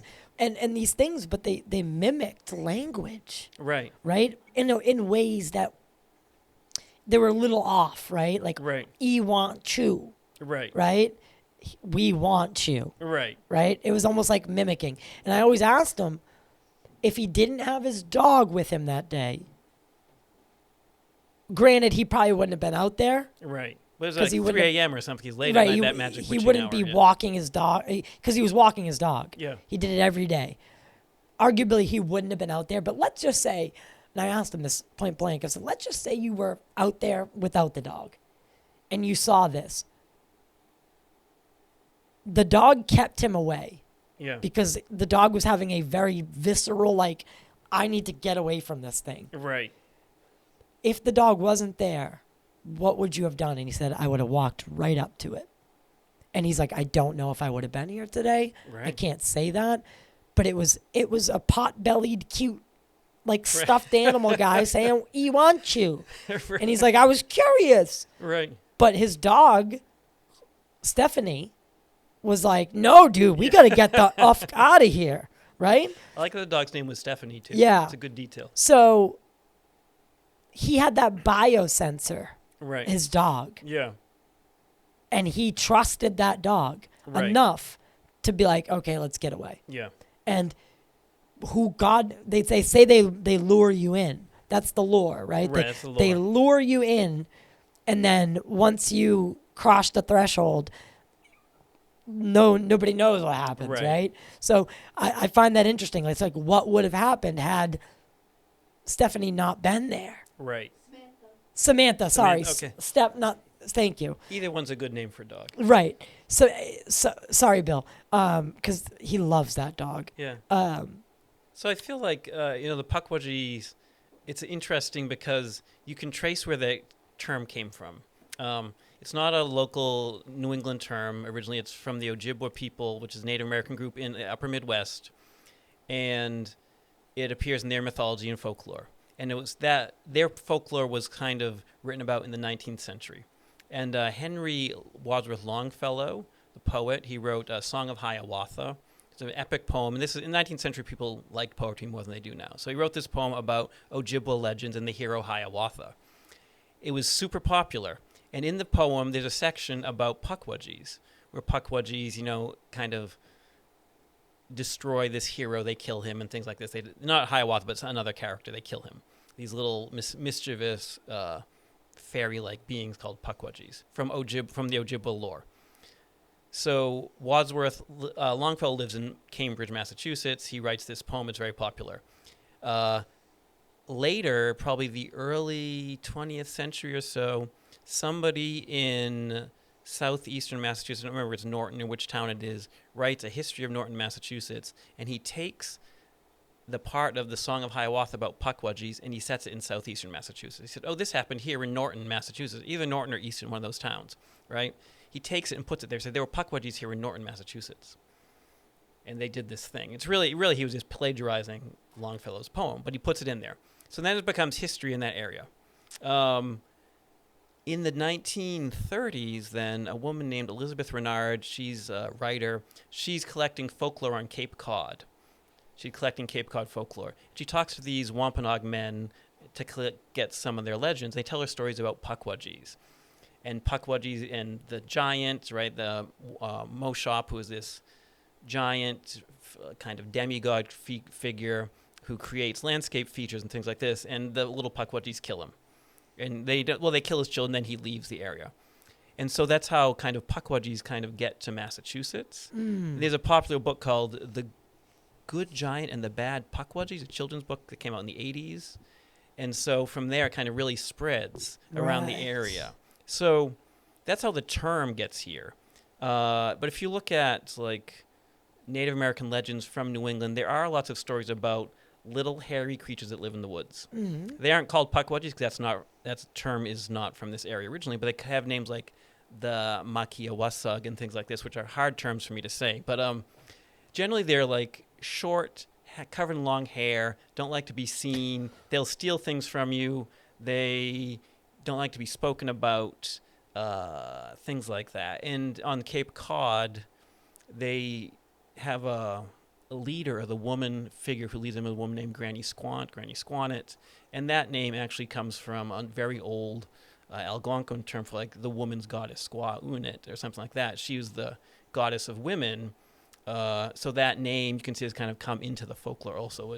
Granny Squant is basically this goddess figure who's now kind of like a fairy figure, kind of associated with Pukwudgies a little bit. And she's the wife of Moshop in some stories also. Wow. So it's old and new at the same time. So it's a mix of old and new, native and kind of more traditional local American stuff, all kind of. Right. It's like a blender of all that. Yeah. And so people do see Pukwudgies, right? So what are they seeing, I guess, is always the question. Well, have you heard of like the Denisovans? Yeah, it's a small like hominid. Yeah. And it's like, is it crazy to think that something evolved, in that way, and like, do we just, it coexists? And then the reason I bring it up is just because, like, these are seen across the globe. Right. And whatever word you want to use for it, Pukwudgie, this, whatever that word was, I can't pronounce that. I think Makiawasug or something like that. Yeah. It's like abominable snowman, Yeti, Bigfoot. They're the same thing. It's just a different name and a different culture. Right. So I just find it interesting that people do see these things across the globe and throughout a lot of our ancient cultures. Are where these beings kind of originate from, and it's disseminated through, and the legends persist. What do you think? We'll take probably one more question, then we'll take a break, finish out, and then we'll do the members only section. Okay. But what do you think it says about the people of New England that we've allowed these legends to thrive? Oh, yeah. Like, what does it say about people when I think these people stories? in New England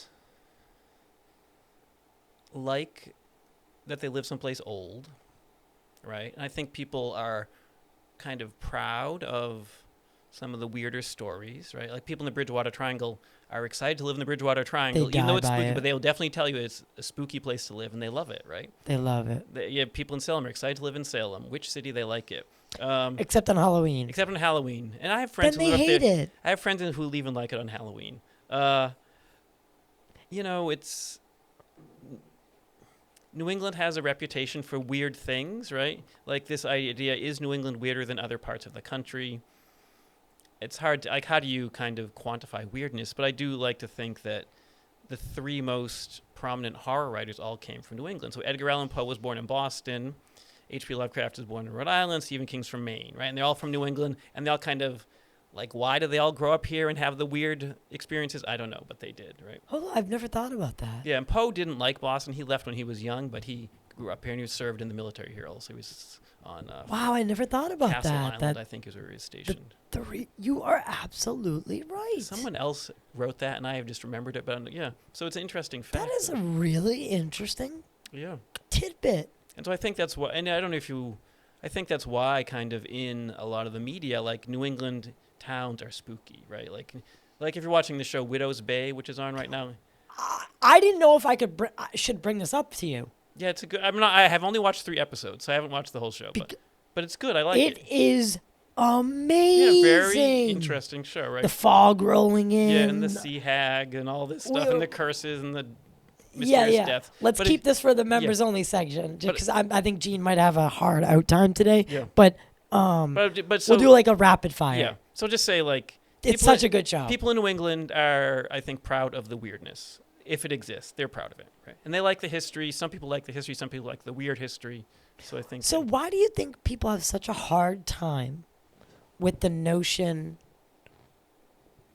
of beings from another planet, UFOs? If the same civilization or the same society that when you're in court, you have to swear on a Bible, right? Which I find odd. It's just tradition Because at this point, right? it is tradition, right? But you swear on a Bible. In the Bible, they talk about, all of these the angels and demon. I think demon isn't actually isn't semantics at this point, but the ideas that come from the Bible, right? Just inherently, right? And these books of religion, that holds like a certain weight. Yeah. But once you start talking about life outside of Earth or a UFO or Bigfoot or Pukwudgie, everyone's like, "Oh, no, you're crazy. You're one of those. Yeah. You're a conspiracy." Why is it that we embrace it in one way and then completely stigmatize it in another?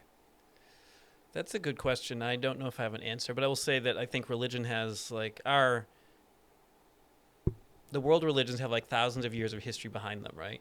And all this institutional structure behind them as well, right? And they are organized and they have certain goals like, morality, raising children a certain way, raising families certain ways, and you may or may not agree with it, but that's what they have, right? So they're like organized and structured, and they have this, and they'll tell you how to live your life. Whereas I think UFOs, Bigfoot, Pukwudgies are kind of random experiences people have, which aren't folded into an overarching worldview, maybe necessarily. So that's just off the top of my head, but it's not as if, and some churches probably try to incorporate them, some don't, and some are just not concerned with it. I feel like the Catholic Church is like, we're not really that concerned about aliens right now. That's not they're not concerned about it, Right. Some churches maybe are more concerned about it. So. Right. But are you a religious person? Yeah, I suppose in certain ways, yeah. Do you believe in and you don't have to answer if you don't want to. Do you believe in a supreme being? Probably, yeah. Probably? Yeah, or so, I don't know. Supreme forces, let's say. But there's something. Yeah, probably. There is something. Yeah. And do you think that people that may have grown out of that notion and are purely scientific in what they can see, touch, right? Do you think those are the people that have maybe lost touch with, how big and vast the universe is, how magical it is? Just, I don't know. I think science is really important and really valid, and I think you should always take science into account when you're making important decisions, is what naturally, I would say. yeah, of So I feel course. like that's my baseline of science. But it's I'm either one or the pro-science. other. For people, most of the time, it's either one or the other. You can be spiritual, but you can't, it can't be both. I don't know if that's There's true. a marriage. I think there's scientists who believe in God, certainly, and who go to churches and things like that. And certainly like doctors, which is a very logical, science-based thing. Many of them are religious. I don't think there's necessarily, or you talk about Jesuits, for instance, that whole branch of the Catholic Church is very like logic focused. We're looking at logic, right? And they're great, important teachers and academics. So I don't know. I don't think the dichotomy is as big as people say. I don't like to think of it as being a war between the two. As some people do, and I know sometimes I think people in sort of the paranormal community get upset when scientists are like, this is all, you need more proof, you need more proof.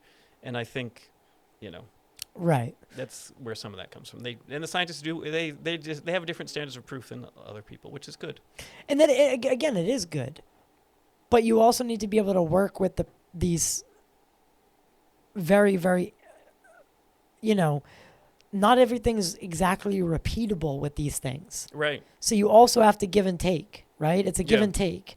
It can't be just one or the other. You know, Yeah. I understand that the scientific method exists, right? But is it the end all be all for how science should be conducted? I think it should be evolve. It continue to Yeah. evolve, and I just think we need to leave open that some things aren't repeatable necessarily, right? Right. And I would say, for me, I do think, like, I am more likely to listen to somebody who says that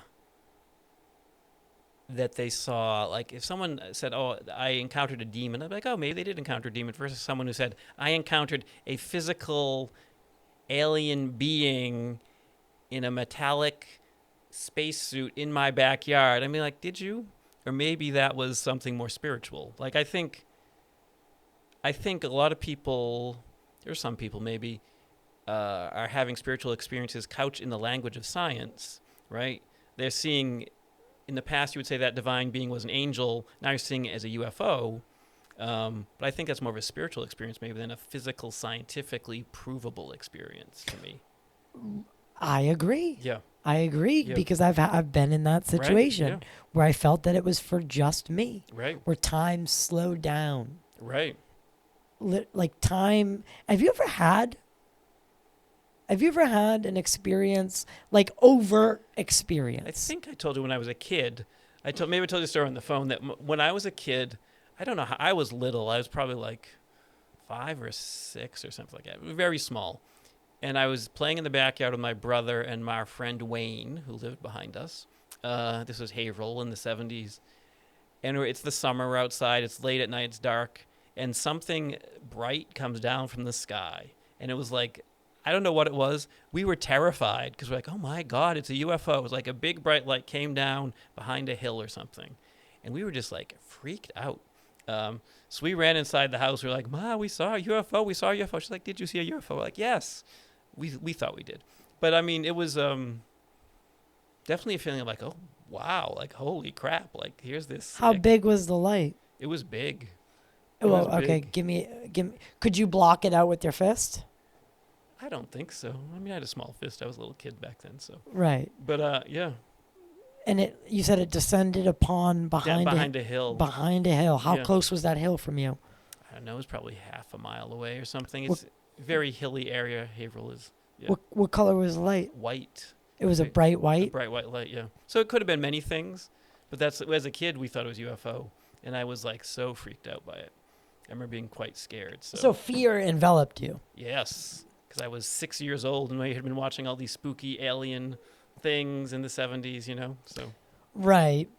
So it's hard to say whether media informed your decision to be scared or right, it was something that was caused externally by the Right. experience itself. right, and even my interpretation of it as a UFO was definitely caused by the media. Right. And my brother and our friend, like, because that's what we thought would come down. If you see a bright thing coming down from the sky, it was a UFO. Right. Yeah. So I had almost a completely opposite experience, whereas I saw mine in broad daylight. Yeah. And when I ran into my mother, I said, I don't know what I just saw. Mm. She didn't put a box on it. Yeah. She called it a UFO. She didn't say I saw God. She didn't say I didn't see anything at all. She believed me. Yeah. And she said, you saw a UFO. So she let me know that we didn't have all the answers. Right. I think that was one of the best gifts she ever gave me. Yeah, that's good. Right? That's good. And we'll talk a little bit about her probably a little bit later, but there was one more experience where I was in the room.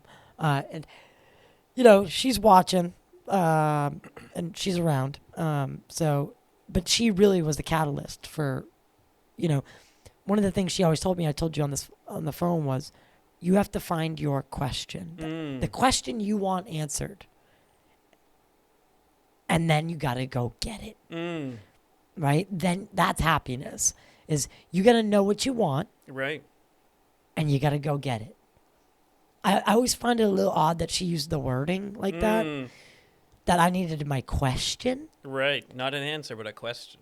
And to chase the answer. Yeah. Right? It's almost like she knew that what I was going to be chasing didn't have an exact answer. Right. Right? So I always find that to be interesting.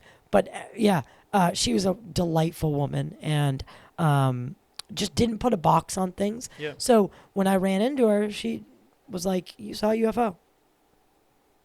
She trusted me. Right. How old were you? About 11 or 12. Okay. So, and I didn't watch, I was terrified of like X-Files, all that stuff. I watched Disney. Right. I mean, I can't even admit it. I believe I'm admitting this on camera. I watched Nickelodeon and Disney up until the year before I entered high school because I didn't like that kind of stuff on at nighttime. Yeah. So I wasn't watching X-Files. Yep. Like my mom would watch it, but I had no real reference point. Yeah. And when I saw what I saw, it was treetop level. Right. And it was oscillating. It was a classic silver disc. Came right over my head.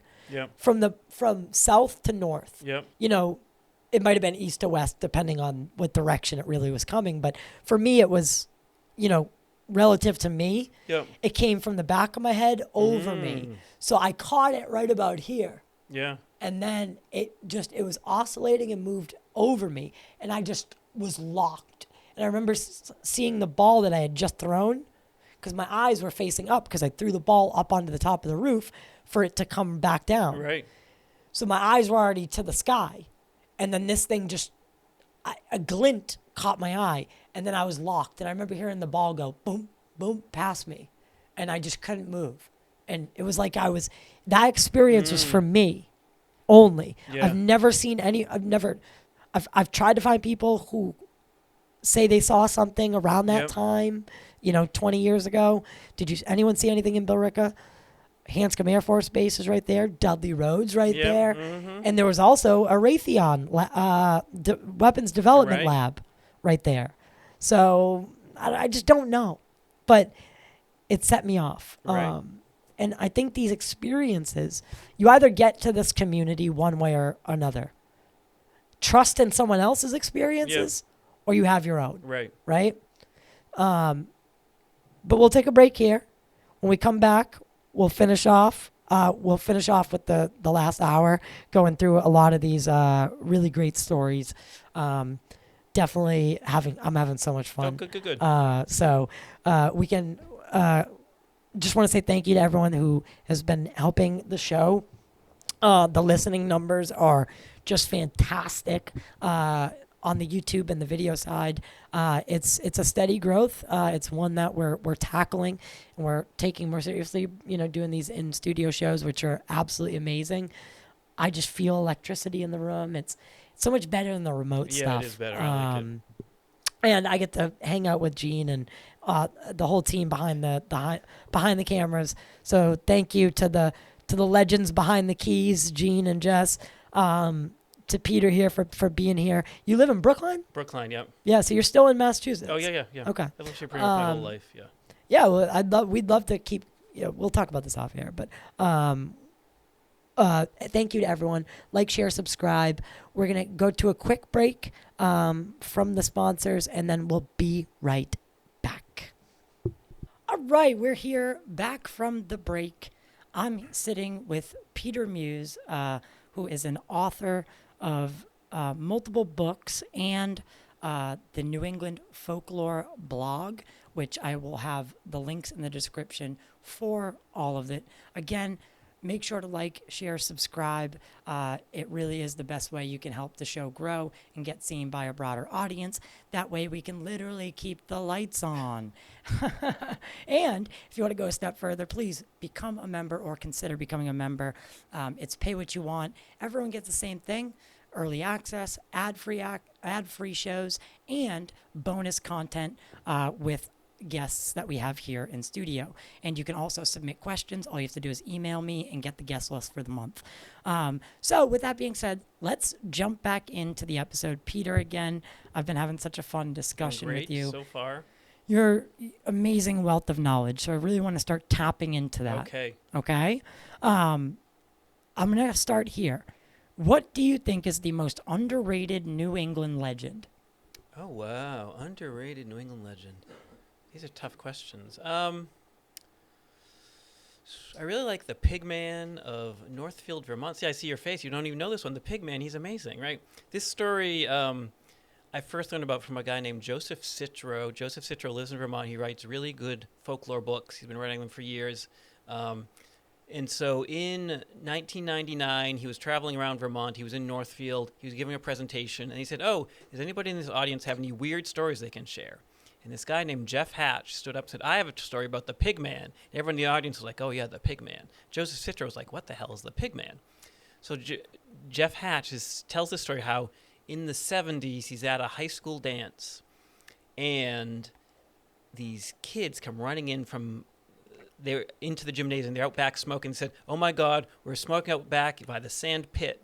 And we saw this hideous creature. It had a human body and a head like a pig. What? And so Jeff Hatch and the other kids run outside to try to find it. They don't see the Pigman. But they do see it looks like the bushes have been knocked down by something that was like running away into the trees. So they're freaked out. So anyway, other people in the audience also tell stories about the Pigman as well. And so there were a few different specific legends about the Pigman. Like he's said to live in a place called the Devil's Wash Bowl, which Tony, my husband, and I have been to visit. So you go up to Northfield, Vermont, and then there is this road called the Devil's Wash Bowl Road, which when we went, the sign had been stolen, because obviously that's a cool sign you want to have in your dorm or whatever if you're a student. So you drive down this road, and it's very rural. And I asked Joseph Citro, how will you know when you hit the Devil's Wash Bowl? He's like, oh, you'll know. So first we passed some little bits of water. Ominous. Like, ominous. Oh, is this a Devil's Wash Bowl? No. Because the Devil's Wash Bowl is like a huge rocky waterfall cascading down to this like bowl-like space down at the bottom of the road. And supposedly the Pigman lives down there in a cave. And I was tempted to go down into the wash bowl myself, but it was like a long climb, and there's a lot of poison ivy, and either I end up with a broken leg or poison ivy, so I didn't do it. But we were up there, and it was very quiet. There's nobody up there. And we noticed this big piece of animal scat on the road suddenly, like a big piece of animal poop, basically, on the road. We're like, okay, either it's a bear or it's the Pigman. And either way, we don't want to see what made it. So we got in the car and we left. So the Pigman supposedly lives in the Devil's Wash Bowl. But there are various legends about his origin. So some people say that the Pigman is like the offspring of a lonely pig farmer and a pig, which, of course, scientifically we know that's not how nature works, right? Right. That's probably not true. There's a story that he was a kid named Sam Harris, and he went out the night before Halloween to cause mischief in Northfield and never came home. He didn't come home for like 2 years. And then when he finally does come home, like 2 years later, the night before Halloween, his mother was at home like, oh, poor Sam, we haven't seen him in 2 years. She hears this noise, and she thinks like a raccoon is in the garbage can. So she goes out to look, but it's not a raccoon. It's her son. He's naked. He's covered in hair, and he's eating like garbage. And he has these insane flaming red eyes. She is freaked out, and according to legend, she later kills herself because she's so distraught, seeing her son in this bestial state, right? So see, it's a good story. It's a very good story. What? And so some people say this kid, Sam Harris, has become the Pigman. He's now like out there in the woods doing his thing because maybe that night before Halloween he did some sort of ritual or something and is now possessed by whatever spirit. There's also stories about people going camping near the Devil's Wash Bowl and being attacked by the Pigman and things like this. Now these are all stories probably, but they're great stories, right? Like a man with a pig's head who's a monster living in the woods terrorizing people is just like, that is like folklore gold. Like that's really good. Really, really good. Really, really good. So if you ever go to the Devil's Wash Bowl, I will say it is in the middle of the woods. It's a little spooky and like you don't want to climb down those rocks. It does not look safe to me. But I'm a city person, as I've said. So and plus you'll probably get ticks on you. But yeah, that's a crazy one. Yeah. That's a crazy one. Yeah. What do you think the strangest story that you've ever researched is? Oh, you know what? This one I haven't researched, but I found it in a book, and unfortunately, I don't remember the name of the book, and I don't even remember the name of the author. But it's a Bigfoot story from Connecticut, and it's really good. A woman is in her backyard hanging up laundry on her clothesline. Right, she's just hanging up her laundry. It's a beautiful day. She's hanging up her laundry till it will dry, and suddenly a black helicopter appears above her house. Right, it's flying, flying, flying. It comes down, and who comes out of the helicopter but Bigfoot? And Bigfoot comes to the clothesline, pulls her clothes off the clothesline, throws them on the ground. And the woman's like, "What are you doing? Leave my clothes alone." And then Bigfoot gets back in the black helicopter and flies away. Like, what? That's one of my favorite crazy stories. Like, that is an insane story. Well, And I don't know why Bigfoot's in the helicopter and why he cared about her laundry, but that's the story. I might say this. Yes. Gentlemen that were, or pilots specifically that were flying Black Ops technology. At the time, it was like the SR-71 Blackbird. If they were passing a commercial airliner Yeah. in this classified, under development Right. or secretive government plane, Yeah. they would put a gorilla mask on, because then anyone in the commercial airline or in the, in the two-seater airplane Right. that spotted them, oh, I saw this futuristic. Being flown by a gorilla, and people are like, "No, you're crazy. That can't be true." Right. Yeah. So my first inkling is to jump there, right? Maybe. However, what? Bigfoot in a helicopter? Yeah, it's a good. I wish I could remember the name of the book and the author.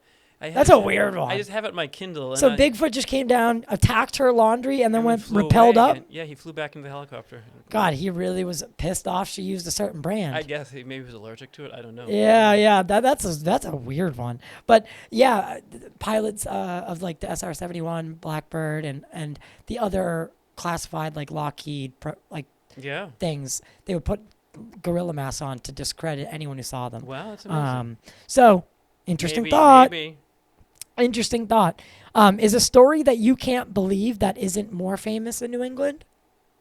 Given what is famous, like, is there a story from this area that you think maybe doesn't get as much merit? Oh, that is not was widely known or something. Yeah, it's not widely known that maybe should be. I like that Pigman story. I like some of the witchcraft stories from the 19th century. Like if you look at 19th century town histories and things, often they have a chapter of like, these are the weird things our ancestors believed, right? Okay. These are the weird things that were done in this town in the past. And usually you'll find some witch stories, some ghost stories. And I found in the town of Westerly, Rhode Island, there's a great story about these two young women. It's like are staying at this house in the summertime. It's them and an older woman who owns the house are in the house. And the two young women are bored. It's the summer. It's like 55. They don't have anything to do. So the two young women are like, oh, let's do a little magic to try to lure a husband, right? And so there's a certain spell you see in old folklore books where usually women take a ball of yarn and they throw it over their shoulder. And usually they throw it into a well or down into a cellar, right?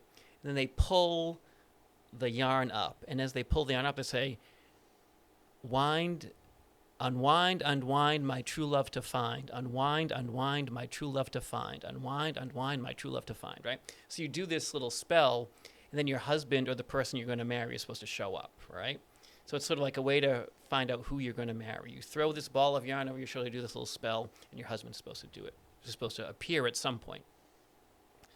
So these two women at this big house in Westerly, Rhode Island are bored. They go out, they throw the ball of yarn down the well, and they pull it up, and I wind, my true love to find. I wind, my true love to find. Right? That's the correct word. I wind, my true love to find. So doing this, nothing happens. Like, oh, this is just a fun game, whatever.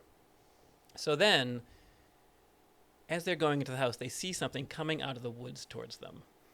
And it's just like this big humanoid thing with claws on its hands and like a big head with flaming eyes and giant fangs. And the women are terrified, like, oh my God, what did we do? We were messing around with magic and accidentally we've summoned a demon. And so they run into the house and they lock the doors. And the demon, or whatever it is pounding the doors to come in, goes, let me in type of thing. The two women are terrified. The owner of the house, who's married to the older woman, finally he's coming up and he sees the demon pounding the door and he says a prayer and the demon runs off into the woods. And the older woman in the house is so traumatized that she actually has a heart attack and perishes, according to the story, right? By these two girls playing with magic. So that's the story. There's a little bit of a sequel where a neighbor... A sequel? A little bit of a sequel where a neighbor says, you know what? He comes up with a story like 50 years later when he's much older. He says, I was playing a prank on those two women. I knew what they were doing, and I put like a pumpkin on my head, and I had like a bear skin on me, and I was pretending to be a demon, and I didn't realize it would be so traumatic and terrifying for everybody. But I was the actual demon, right? That's in the history of Westerly, Rhode Island. I found another version of that story in a book of Native American folklore from Massachusetts called Spirit of the New England Tribes. I can't remember the name of the author. He's an anthropologist, wrote it. So he collected all these Native American stories. So it's a Wampanoag story from Martha's Vineyard, where there's a Wampanoag minister. He's a Christian minister. Are you seeing a theme, by the way? I am. Well, let me finish the story, then you'll see what the theme is. So he has 3 young daughters. He's like, I have to go away on business. You just stay in the house and don't get in any trouble. The girl's like, sure, Dad. We won't get into any trouble at all. So he goes away for his business, and there's 3 young girls like, okay, now let's do a little magic, see who our husband will be. And their magic somehow doesn't involve the yarn, but involves like hanging their undergarments by the fireplace or something. Oh, gosh. Very racy for the 1800s, right? Ooh. So they do their little magic spell, and then the same thing happens. Like they have this demon appear, which is pounding the door to try to get and like, oh no, we've summoned a demon by mistake with our magic. And their father comes home, he says the Lord's Prayer, and the demon runs away. And in this case, there's no sequel where a neighbor says like, oh, it was really me. In this case, it just was a demon outright. Like this was just a demon. So it's like the same story, 2 versions. One of them has sort of a rationalization, like, oh, it was just a neighbor in a disguise. And one version where there's no rationalization, no, it was just a demon trying to get to these. And then you can see like their warnings, like young women do not mess around with magic. Magic is bad for you. Don't play with it, type of thing. Right. I was almost going to say, because that's one of the themes I picked up on, Yeah. is this cautionary tale, Right. right? Yeah. Of trying to either glimpse your future Yep. or Influence it. influence it. Right. But also the other thing is coastal towns. Right. Well, so much coastal town in New England, right? Right. Yeah. But water. Right. That water is always there. Yeah. And that's the thing that we see in the UFO community. In these UFO cases. A lot of either a proximity to either nuclear or water or both. Have you and so looked many into power this? plants are by water, right? A lot of power plants are by Yeah. water. 'Cause you need the Well, they water. need cooling. Yeah. Just like these data centers are going to need cooling with water. So I'm wondering, what we might see there, because that. I got one. I gotta ask about. Yeah. The White Lady of George's Island. Oh, yeah.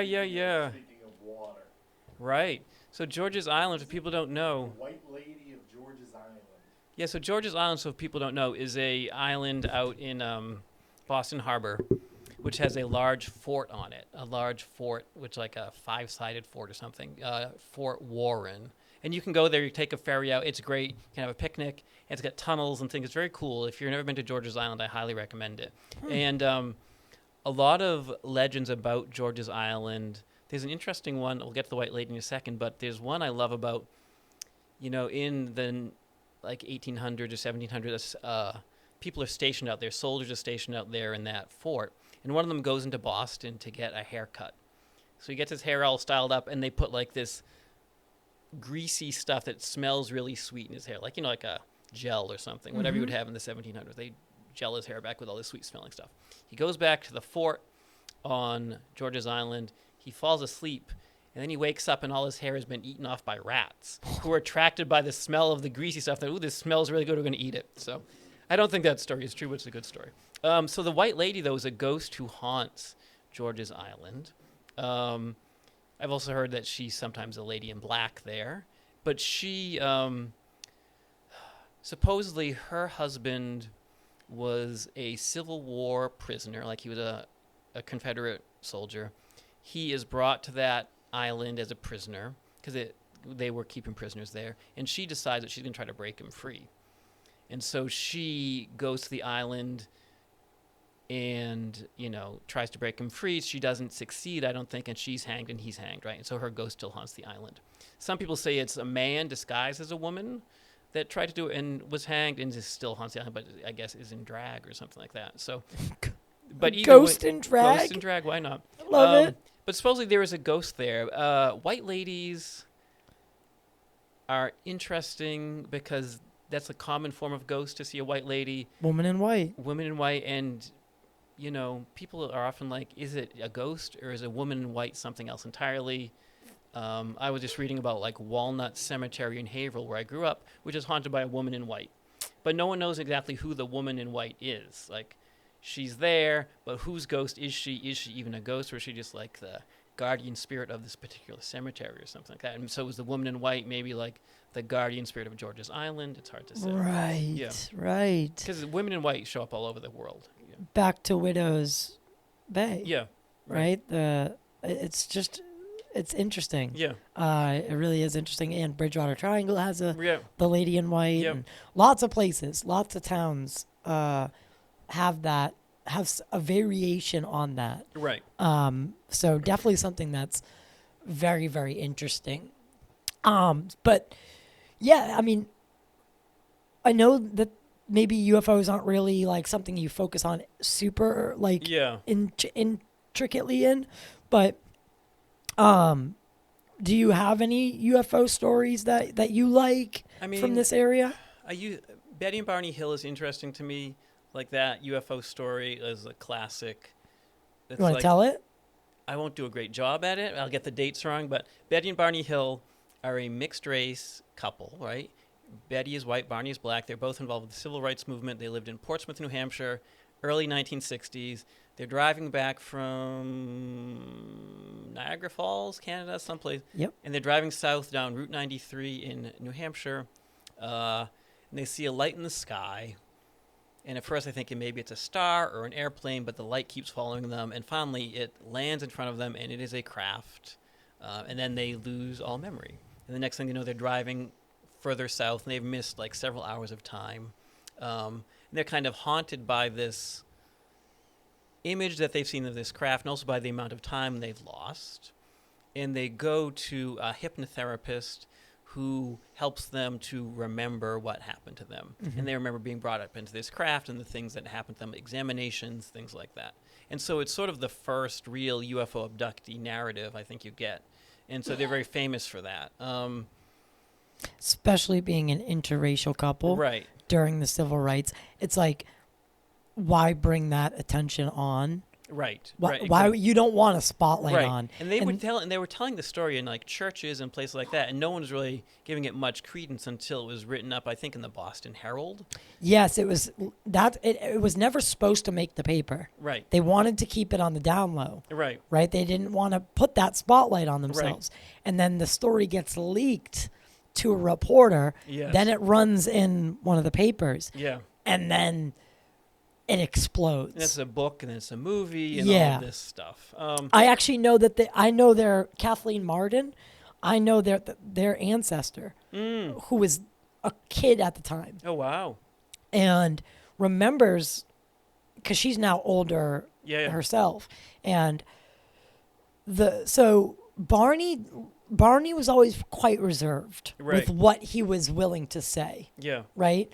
But as it drew near and near to the end, he opened up a little bit more. Because he died quite pretty young versus Betty Hill lived for much longer, like 40 years past his death. Yeah. Much longer. I don't know if you watched American Horror Story, that show, but the second season is set in an insane asylum in Massachusetts.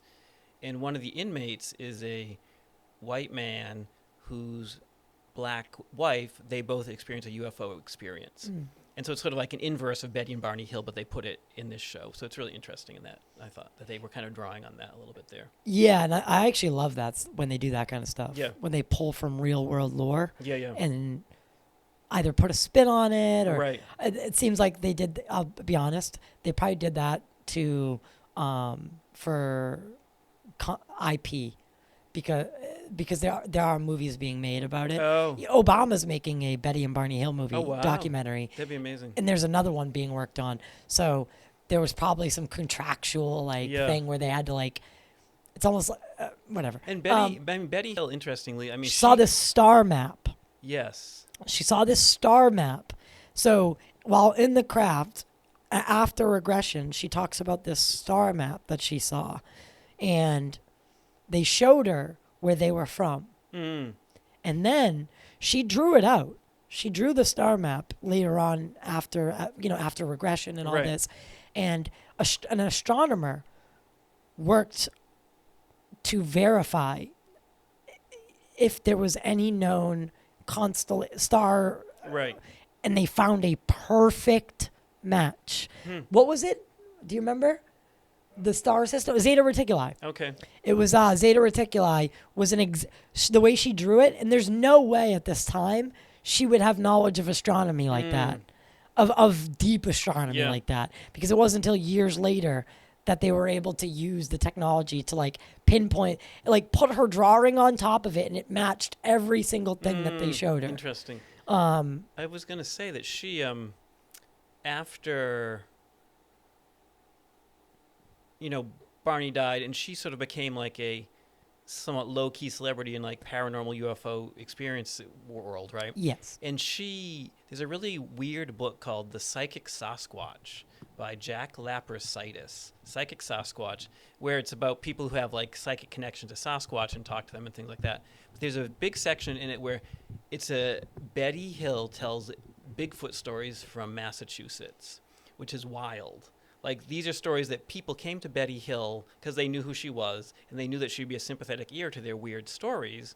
And so people are telling her these Bigfoot stories that took place in Massachusetts. And Betty Hill then tells them to Jack Laprasitis, and he puts them in his book, Psychic Sasquatch. So if you ever see a copy of that, it hasn't been in print for a long time, but it's an interesting and weird book. Interesting. And so she talks about there was a woman sees footprints behind her house. A lot of it takes place near Springfield, Massachusetts. I can't remember the exact town. An Agawam place like that, but near Springfield. A woman sees a UFO landing site in the woods behind her house. So she's the big burned area or something on the ground. And then she sees one gigantic Bigfoot print outside the UFO. Bigfoot put one foot out and was ooh, it's too cold or something. I'm getting back in the UFO, right? And so she sees this. And she wants to she sees it, she goes back home, she thinks, oh, that's weird, I want to get a plaster cast. She goes to take a plaster cast, and she sees a black helicopter, and she freaks out and goes home, right? It's that type of story, weird paranoid things, or that touches on so much, too. Oh, it does, right, yeah. Right? Because, the association between Bigfoot and UFOs. Yep. And then some sort of shadowy government. Right, something, right. something, right. Which is really are you seeing what's happening in the news right now? The UFO release stuff, yeah. And people on record no, I don't want to commit you to it, right? I don't believe everything they tell me either, right? These are all DOD approved sentiments, right? This all went through DOD pre-publication. It's a controlled disclosure, it seems. I'm not take it with a grain of salt, but are you at least watching it and going, this is crazy that this is happening? I think it's, I feel like the government puts these things out because people want them, right? The American citizens we want information about UFOs. The government's here's what we have. I honestly don't think they have any secrets. I really don't. I think they have these videos that they're sharing with us, which are always very inconclusive, right? Here's some lights, here's something flying over the water. I don't think the government has any big secrets about UFOs. I really don't. I feel that's your genuine thought. That's my genuine thought. Yeah, I don't think they do. I think they're just as puzzled as anybody else by it. I respect that. Yeah, I think they just are we don't know either. I hope somebody figures it out, but yeah. I'll say I respectfully disagree. Yeah. Right? Of course. Right. Respectfully. Thank God. Yeah. Well, no one can disagree anymore without Yeah. having to be enemies. Right. It's just this crazy, weird world we Right, live right. in now.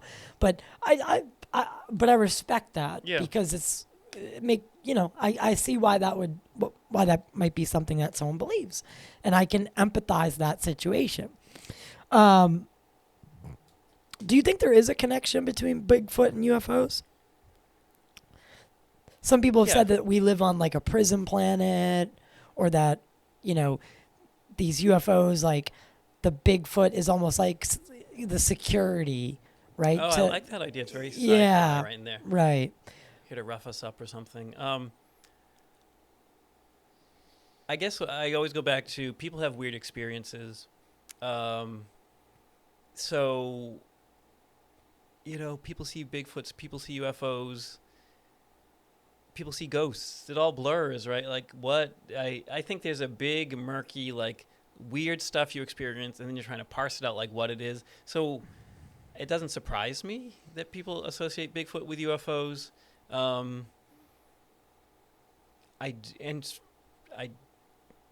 If UFOs are a thing, I don't think they're from another planet. I think it is more of a spiritual, psychic, whatever thing. Their shape is very suggestive of like religious imagery, right? The sphere, the orb, the halo, like all of it's very like religious. You look at Carl Jung talking about UFOs as a symbol of the soul, all these things. I will tell you, I once had a dream when I was an adult when I had this dream where you'll like this dream. I was walking down the street and I was sucked up backwards into this large cubic like structure floating in the sky. And I was sucked up into the bottom of it, into this giant room. And inside was like a large human, like a large muscular human, and then like Sasquatch inside this flying object. And I woke up like, wow. Like, Really? that was wild, yeah.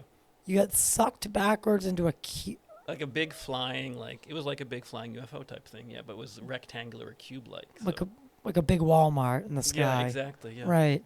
But Sasquatch was in there, there he was at like the control panel. I was like, Jesus. So. Do you ever think that could be more than a dream? I don't know, maybe, but I don't think it's a physical thing that happened to me, I would say. Hopefully, right? You talked earlier about human-initiated contact. Yep. Did we? Yeah. That was off camera. Off camera, yeah. But consciousness is a very interesting thing. Right. Right? Do you believe that if it is some sort of spiritual encounter, that maybe the way to see it through is to see it through inside? To go inside. Sure. To connect with whatever it is. Yeah, I would say, I think, our conscious mind is a very small part of our mind, right? And there's a lot going on behind the scenes that you're just incapable of seeing, right? The eye cannot look at itself, that whole idea. You can't actually see your own consciousness because you are consciousness. And so what's going on behind the scenes is a big mystery, right. I think. And so, things can kind of pop up out of there and just surprise you all the time. Whether you're asleep or you're having a half-awake hypnagogic thing or whatever, sleep paralysis, or even just during the daytime. I think things suddenly will pop out and be like, oh, I didn't know that was in there. But sometimes it may seem like it's coming from up there or out through the woods or whatever, but I often think it's coming from whatever is going on behind your eyes. There's a lot going on back there is my approach. Right. We know that we've evolved. If you believe in evolution or creation or whatever, it's, again, semantics. It's just insert word here, insert lens here. But we only see 20% of the light spectrum. Right. Right? We've evolved to see what we need to survive. Right. There's all this other stuff around us that we can't see. Yeah. Signals all around this room right now that we don't need to see. Right? So I find it weird that we pretend that we have all the answers. Yeah. And that we know every single facet of reality. Right. And again, part of me, these stories, what do you think, why do you think people like telling, why do you think people love a good story? Oh, that's a good question. There definitely was a phase when I, like, family and friends would tell me their weird stories, right? Like, oh, Peter, you'll love this story about the time I was working in the cancer ward and blah, blah, and I saw a ghost or whatever was happening, like those sorts of stories that I would hear from people. Well, it's almost just like the Betty and Betty Hill Yeah, thing. like, they know I would listen. A sympathetic I ear. would listen, like, yeah. Like, I had a coworker who lived in an old house in, when she was growing up, an old house in southeastern Massachusetts. And there was like a old graveyard in the woods behind her house. And she and her brothers would go out there and play in the graveyard and whatever. And once they went out there and they like knocked over a gravestone. And that night she said that they saw like a what looked like a Civil War soldier in their bedroom. They were freaked out. And I don't blame her. Like, that would be freaky too, you know? So right. So people like to tell those stories. I'm not sure. Like, that's a good question. Why do I like these stories?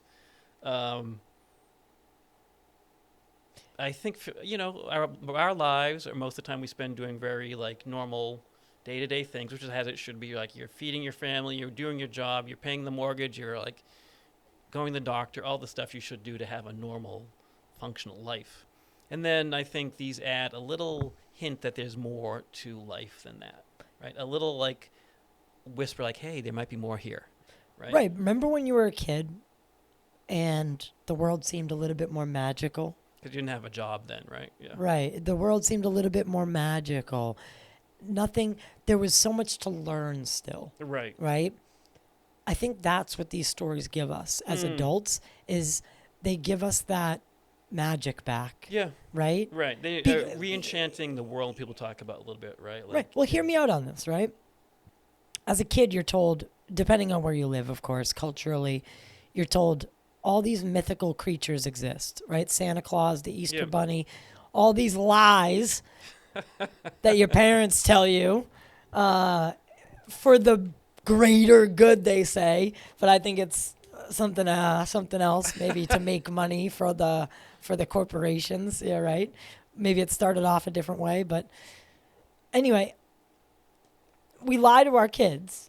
Essentially, and I'm boiling it down, of course, right? But we lie to our kids for the first 6 to 10 years of their lives. We pull the rug out eventually. Somehow, the rug gets pulled out. You learn Santa Claus is bullshit. The Easter Bunny's bullshit. All of it's bullshit except Jesus. Jesus is real. All of it's fake. I will say, though, I still leave out cookies for Santa, and I'm like 59, so. Yeah. Like, the Santa Claus isn't real, but Jesus is. But son, trust me on this. We're still going to church. Jesus is real. The Santa Claus thing I was telling you is bullshit, but Jesus is real, right?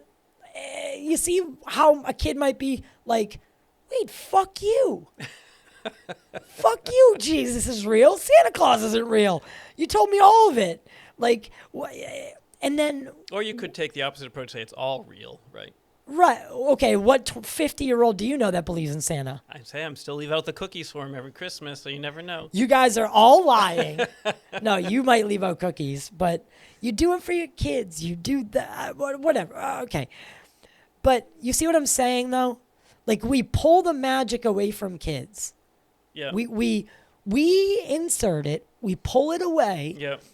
And then we wonder why we get stuck in this black and white world where no one's willing to go outside the box. Where if you do go outside the box, you're laughed at. You're ridiculed. You're the guy in your family where, oh, you'll like this story because you're crazy. Because that's what they're really thinking. No one, well, maybe they do think I'm crazy, but that's okay. For Well, other not reasons, you, because you haven't really dived into it. But I mean, you haven't like said, I believe it all. Right. You leave a healthy skepticism there. Yeah. But most people still, the stigma is fading away, but it's kind of fading away for like the UFO stuff. Yeah. They're not having hearings about Bigfoot No. or ghosts or.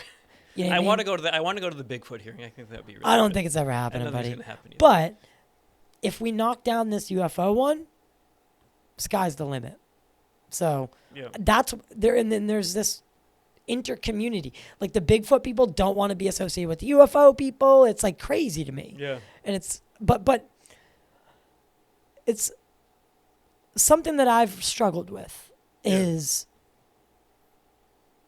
that notion of having this black and white world, right?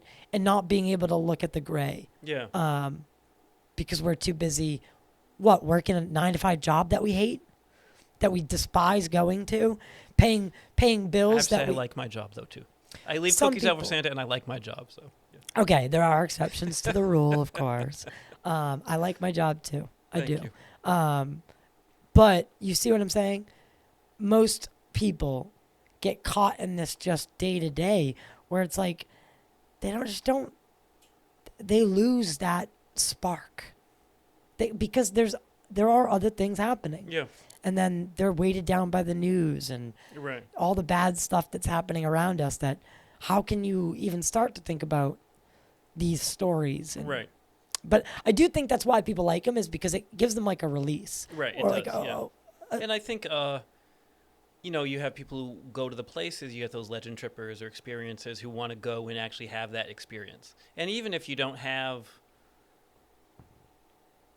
an experience, like even going there is an experience, right? Right. You get in your car with your friend, it's dark, you go to the road, the haunted road, whatever haunted road you're going to, there are so many of them.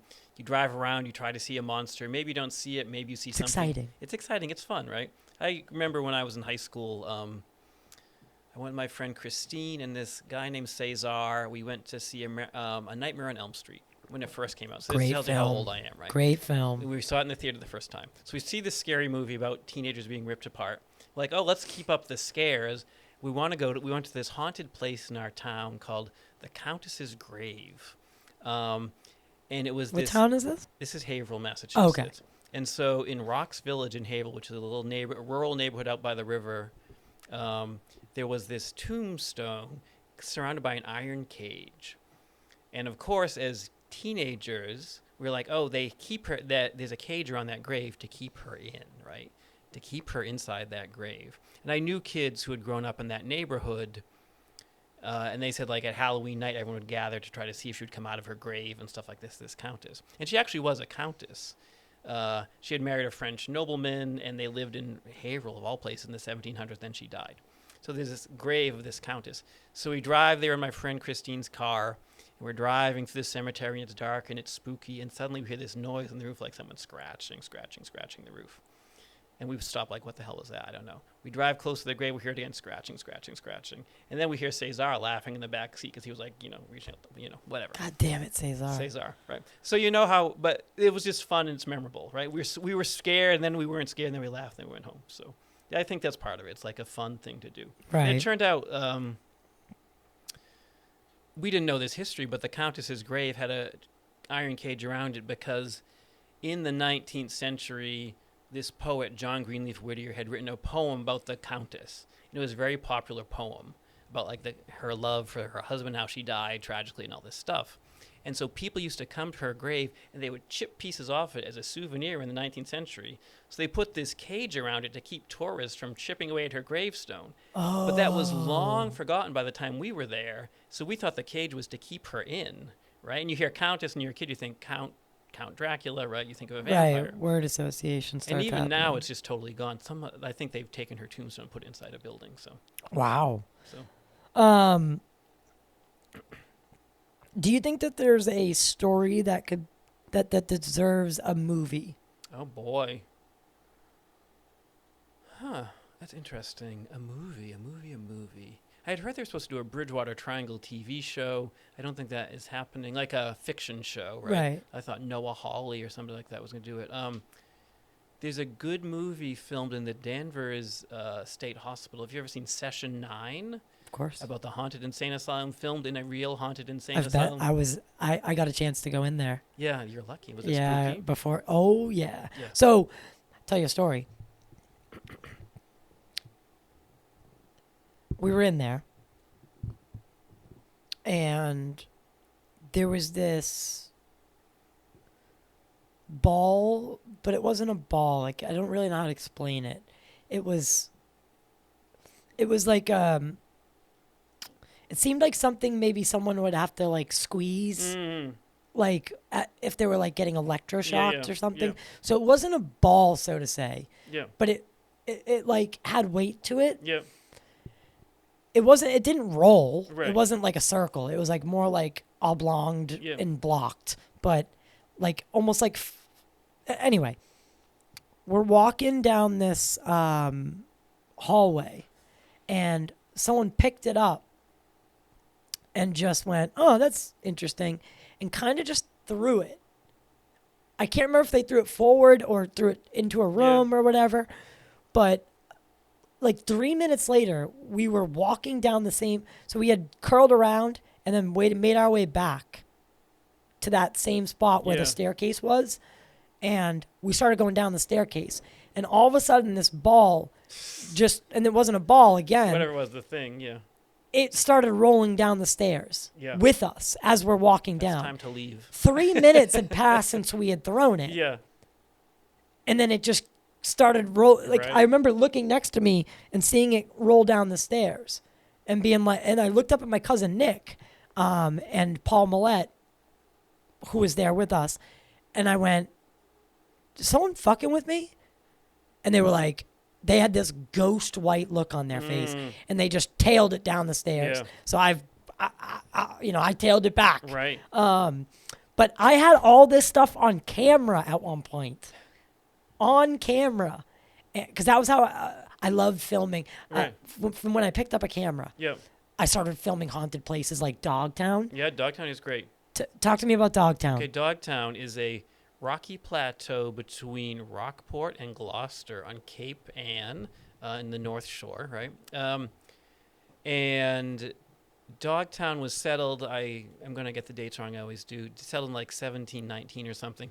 It's so Gloucester at the time was all by the harbor, because that's where the fishing was, that's where the boats would come in. Gloucester was a fishing town. It still is a fishing town. Yeah. And so they wanted to get more people to settle there. So they opened up this rocky plateau for settlement. And they called it the Common Settlement at the time. And so it was bad land for farming. You couldn't farm up there. It was too rocky. But like blacksmiths would live up there, barrel makers, like craftsmen would live up there. And so craftsmen were living up there. Everybody was happy for quite a while. But then there were some changes, like the Revolutionary War came. A lot of men were drafted away from the common settlement, and then also Gloucester moved its church. And at that time, like, church was super important, and so It's consecrated ground. but also it was like the community center, right? And so people in the common settlement needed to go to church on Sunday, but the church moved like 4 or 5 miles away or whatever. Something like, oh boy, now we have like twice as far to go to church. Why did they move the church? So this neighborhood became incredibly undesirable because it was far away from the center of activity now. So it became abandoned, basically. There were very few men there. People could live closer to the church or closer to the town, move closer to town. And so Dogtown then just became basically a lot of elderly widows lived up there. And their dogs. People say that's how they got its name. They got its name Dogtown. There are other places named Dogtown also around the country. I feel like Dogtown just means like kind of a bad place, right? Yeah. But these widows who lived up there, many of them decided to make their living as calling themselves witches, basically. So they would, they would read your fortune using tea leaves. They would concoct sort of herbal cures and things like this. And some of them, the scarier looking ones, would curse people, right? Mm-hmm. There was like a woman named Tammy Younger, lived near a Oh, road. you really do know this one. She lived near a road in this old house, and if she heard a wagon coming, she would like slam open the shutters. She was like people said she was really, really ugly. And she would like curse the wagon, like, "You are cursed, everyone in your wagon will die unless you pay me." And of course people would pay her. And so that's how she made her money. It was like cursing people and then collecting payment to reverse the curse. Reverse the curse. Reverse the curse, as we say here in Boston. Right. And so That works on 2 levels. Good job. and so this went on for quite a while until those women died. Imagine getting cursed by some hag and then having to pay her. Well, better that than risk the curse. I guess so, right? Yeah. And other people lived in Dogtown. I mean, the witches are the most famous, but they're like freed slaves would live up there. So it ends up becoming Abandoned. Right. Everyone dies, and the last person who lived there was a guy named Cornelius Finson. Imagine being the last person. Yeah, there. and he was freed slave, and they found him in a cellar of somebody's house trying to find buried treasure, which was not there. And then they brought him back into Gloucester, and he froze to death. He died, I think. Oh, he just froze to death? He was freezing to death, and they brought him to Gloucester, and then he died. Oh, okay. I was He like, didn't oh die, my God. Yeah. They just threw the guy in the ocean and he froze to a block. He was freezing when they found him in Dogtown. Oh, okay. Then he died. I had the order wrong. So then it becomes abandoned. Like Dogtown becomes completely abandoned. And nature starts to take over. Nature starts to take over. But in a weird way. In a weird way. Quick. And this guy named Roger Babson, who is a financier, very wealthy person in Gloucester, he predicted the Great Depression. He founded Babson College. He hires stonemasons to carve motivational slogans into boulders in the middle of this abandoned village known for witches. But he thought, like, he didn't like the witch stories. Like, people should remember this for witchcraft. They should remember it for those original craftsmen who lived here in 1719. So they're like... He was trying to, like, reclaim it. Yeah, so they're like, are there 30 boulders? I don't remember the exact number. Like, a lot of boulders scattered through those woods that say things like, be on time, work hard, you know... just like... invest your money. They have all these, like, really...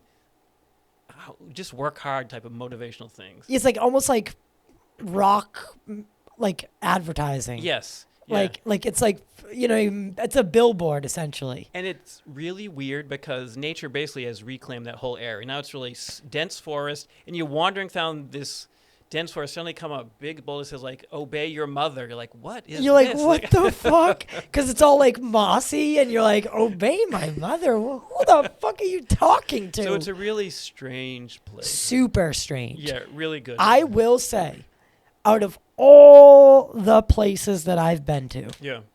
that one gave me the most uncomfortable feeling. Yeah, it's a weird place, right? Uncomfortable, just like I never saw anything. Nothing ever spooked me. We filmed there just so many times that it almost became like second nature, like to be there. Yeah. Because we were going to places like the abandoned mansion in Wakefield on Mansion Drive. We were just hitting all these places all the time. Yeah. So it just became almost second nature. I wasn't scared anymore. Right. It was more like we were searching. Right. Right. But I always, every time we went to Dogtown, I would have this really weird, like, uncomfortability. It's a weird landscape, too. It's a weird landscape. It's very... You can see why it was not the first place people wanted to live in Gloucester. Cause it's very not convenient. It's hard to walk on. Some places, like, tiny, sharp rocks and big boulders. And it's like... It's a weird landscape, and, So yeah, I lost a lot of that footage, actually all of it. Have you been there? I've been there a few times, yeah. Yeah, okay, Dogtown, all it's right. Great. After all these years, as we wind down for the main episode here, because I'd love to have you back as well. This is fantastic. After all these years researching ghosts, witches, monsters, and fairy folk, haunted places, strange encounters, you've wrote 2 critically acclaimed books. There are 2 books. I don't know if they're critically acclaimed, but I wrote 2 books. As far as New England, it's pretty. They got some good reviews on Amazon. Yeah. After all that, is there any story that still bothers you? Bothers me. That you can't quite figure out. Oh. There's stories I always want to go back to. Like that I write about over and over for some reason. Like that I always write about the Pigman. I'm like, I've written about the Pigman like 4 or 5 times. I just really like that story. Something about it just resonates in my brain. I like some of the classic witch stories. Like witch stories are very repetitive from the 19th century. It's always like, Farmer Smith noticed that his pig was acting strangely. So then he cut his pig's ear off. And then the old lady down the road was suddenly walked down the road. She had a bandage on her ear. So therefore, he knew she was the witch. And that story is repeated like 100 times. Like, you see it over and over and over. And are you sure the guy who cut the pig's ear off isn't the witch? No. The people are really cruel to animals. That's one thing you learn. Like, people are really mean to their animals. Like, but it's over and over. Like, Farmer Jones noticed that his cow was acting strangely, so he, cut its tail off, and then a few days later, he noticed the old lady down the road was walking down. She had a big bandage on her butt because she was the witch and she had been bewitching his cow. Like, it's the same story over and over and over. And it's kind of amazing to me that, and the stories, like, we read it now as like, oh, it's a story about a witch, which it is, but it's also was an instructional story for people to figure out how to tell who a witch was. Like, people would tell the stories to tell, like, kids, if you think your cow was bewitched, this is how you figure out who the witch is. Like, cut its ear off? Cut its ear off, yeah. Or cut off or hurt it. If you hurt your animal, which we don't do these days, that pain will be transmitted to the witch who is bewitching your cow. Well, if I find out that little Timmy is hurting his pig, I'm going to have to pay little Timmy a visit. And it's not going to be pleasant. But so do not hurt that goddamn pig. But for pig. humans, right? For humans, you couldn't... Like, let's say we think Tyler's bewitched, right? You're twitching around, you're foaming at the mouth, you're barking like a dog. We're like, oh, Tyler's bewitched. We're not going to cut Tyler's ear off, right? We're not going to do that. But what we might do is, this will be gross, we would take some of Tyler's urine and put it into a jar. And in that jar, we would put, like, all sorts of sharp things, like nails in particular.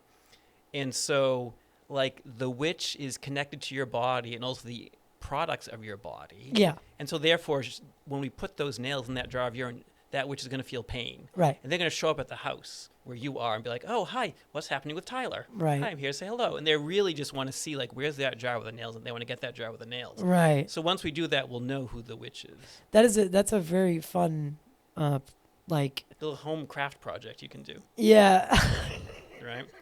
And sometimes, like, in the worst case, they, like, would put that jar full of urine and nails into the fireplace and heat it up till it exploded. If you really wanted to get the witch bad, like, you heat it up and it explodes. Like, so imagine your house. And you see her at the market. You see her at the market, and her head's blown off. You're like, that was the witch. Got you. That was the witch. Yeah, got you. So I'm fascinated by those stories a little bit. Like, they just come up over and they're very repetitive.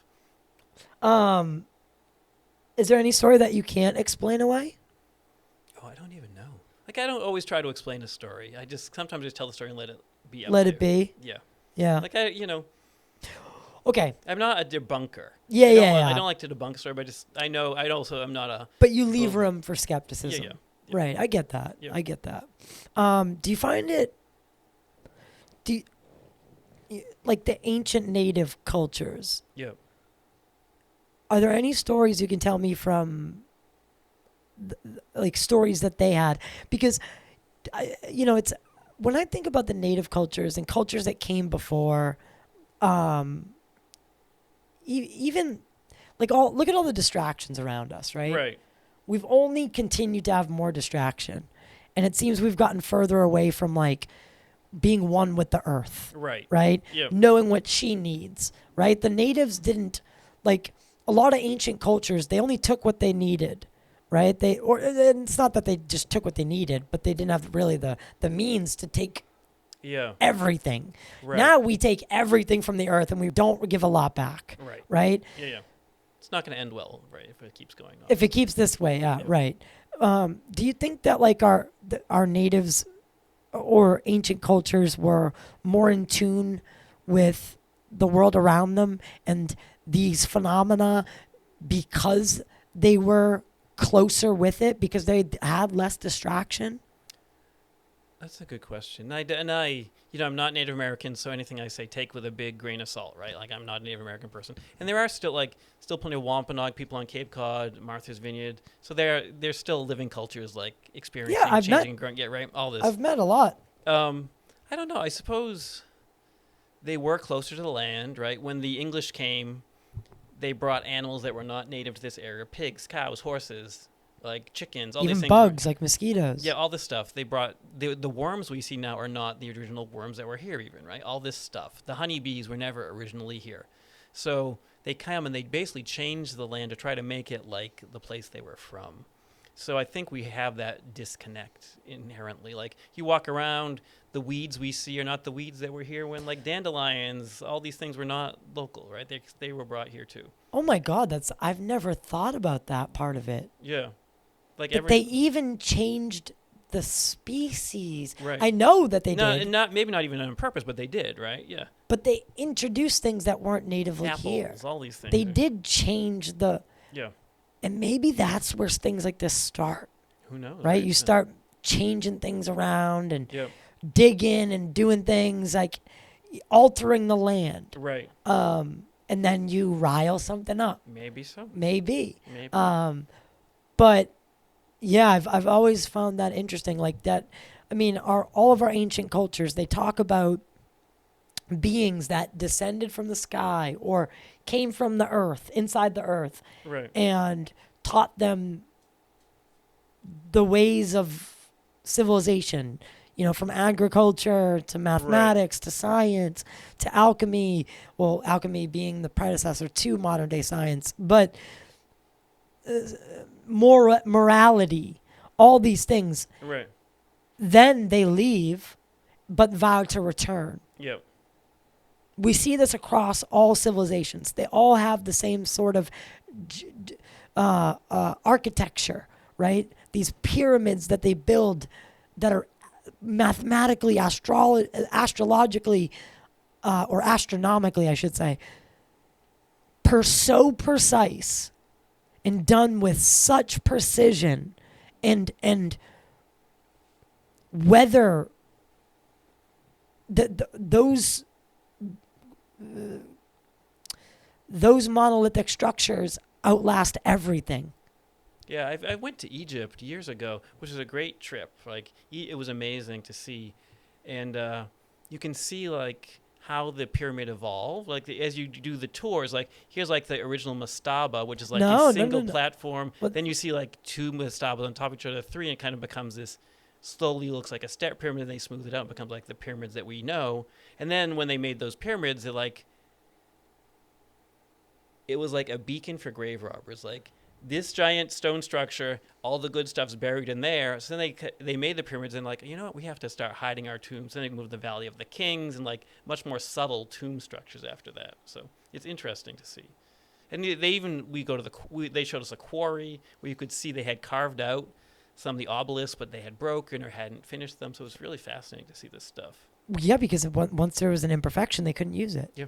Yeah. So they were just willing to leave it there. Yeah, it's amazing. Why would they just be willing to leave it there? Because it was broken. Yeah, I don't know. Because it was broken? Yeah. I don't know. I think it's because they could. Maybe. They could. They could make something that breaks and being like, yeah, that took us 20 years to make, but we'll just abandon it. No, I think that abundance and technological advancement allowed them to just make those kind of choices. But I will say, I don't know where we're going with this, but I will say, I don't think aliens taught people how to do this. I feel like it's all like humans are super smart. We just don't realize how smart people can be across the world. But we're taught in school that none of these cultures ever had any communication with each other, right? But yet some didn't, right? Some did, some didn't, most didn't. That is what we're taught. Yeah. Like, yeah, so if you're talking about, like... But they build the same... Egypt almost is in Africa, and then we've got the Mayans, the Toltecs. Step pyramids. Yeah. But on every continent, there are pyramids. Every single continent. But I think if you look at if you just pile stones on top of each other, they make a certain shape. And people how do you build up before you can build a skyscraper? It's going to be a pyramid, right? Or it's either a tower or a pyramid. All right. Okay. I'm saying... Agree to disagree. Yeah. I'm not saying aliens came down and showed them how to do it. Yeah. But I'm thinking, what if this was some sort of, like we talk about Tesla, how he wanted to, like Wardenclyffe Tower, and this idea of pulling from the ether. Yeah. What if these are some sort of evidence of a global civilization that was around at one point, and then the pre-dynastic Egyptians, they inherit the Great Pyramids, and then they try to replicate them, but they can't. They don't get them perfectly right. That's why the bent pyramid and all those ones, they're not as precise. Why are the newer pyramids shittier than the oldest pyramids? It doesn't make sense. It's like, why are our new houses not as nice as our old houses here? Like, you live in a Victorian house, it's amazing, like beautiful woodwork, beautiful stonework. Then you buy a house built in like the 1950s, like, it's not so great. House in the 90s, from the 70s, like, it's not so, like. I get it. there's craftsmanship exists in certain cultures for certain reasons, then it fades away, I think, you know. I don't want to shortchange our Egyptian and our Mayan ancestors. I feel like they did a great job. And if you even go to like a museum of fine arts or something, like, okay, here's a weird example. There was an exhibit at the Boston College Museum of artifacts from the fringes of the Roman Empire, right? These are like Syria, North Africa, places that were not the central part of the Roman Empire, but the fringes of the Roman Empire. And they had fabric things like clothing, which had survived in these places because it's so dry, right? Syria is really dry. So they had this vest, which they said had been made for a child, and the craftsmanship was wild. Like, it looked like it was made of fur, but it was actually made of flax. Wow. And you could see it had tied every single strand of flax, this tiny net. Like, human ingenuity is amazing. And no one's going to be able to make it these days because we don't have the time. But they had they had time, and they had bodies, and they had hands. Like, you're making that vest, let's go. Right. So it's sort of fascinating to see like what people in the past could do that to us now. We're like, how did they do it? But they just knew. Like, they just knew how to do these things. And that's my original point. Yeah. Is I think they were they were more connected. Yeah. To like their surroundings, right. And they were able to manipulate their surroundings, like to what we would call technology today. Right. What if, you know what I mean? I just think they probably had something more that we don't understand. Like, have you ever seen like the Baghdad battery? Yeah, I've heard of it, but I've never seen it. Very interesting. Right. I'd look into that. But listen, where can people find the blog? We're going to end the main episode here. Okay. We'll do a quick 10-minute run. New England Folklore. It's newenglandfolklore.blogspot.com. I've been doing it for like 18 years. Amazing. So there's a lot of stuff on there. If in a horror movie, someone opens up that old dusty book. Yeah. That's what my blog is like, but it's a blog. It's an old dusty blog. So you can find weird stuff in there for 18 years worth of it. So. I love it. And then you have 2 books. I have 2 books. Legends and Lore of the North Shore, which is stories from the North Shore of Massachusetts, so from the towns between like Revere and New Hampshire. Then I have Witches and Warlocks of Massachusetts, which is just an assortment of witchcraft stories, like 60 or 70 different witchcraft stories from across different towns in Massachusetts. Wow, amazing. All the links for that, guys, will be in the description below. I want to say again, thank you so much, Peter. My pleasure. It's been fun. Oh, sure, been great. Definitely would love to have you back for another one, and we'll get to the Patreon segment, the YouTube member segment. Then we'll get you off on your way back to Brookline, which I love Brookline. Oh, I love it. Yeah, the convenience, it's amazing. I lived in Somerville for a while. Oh, yeah. And I love it. I love the convenience of like the subway, and you can drive if you want, but you don't have to. Right. And it's just, I love being able to just get up and just be like, you know what, I just want to go downtown today. Like, I love it. So it's a little different being a little further away, but I still love it. Massachusetts, every time I leave, it's weird because we always like hate our hometown, and then we grow older and we love it, right? But it's only when we leave that you realize what you had. That we realize how beautiful it is here, how storied. Oh, yeah. Because there's not just the paranormal stories, but there's like America formed here. Right. So this is just a storied part of the land. It's where the modern United States began. Right. It's where it all started. And, look left or right and you're going to see something historic. Yeah. So we need to keep preserving that and, doing what you do as modern day. It's keeping record of legend and passing it on. Definitely, yeah. So I really respect what you do, my friend. Thank you. I've been paying attention for years. So keep doing what you're doing. Everyone, thank you so much. This has been Total Disclosure. Thank you, Gene. Thank you, Jess, for doing everything behind the scenes, behind the keys. Couldn't ask for a better group of people. We are over and out. Stay humble, stay kind, and most importantly, stay vigilant. We'll see you next time.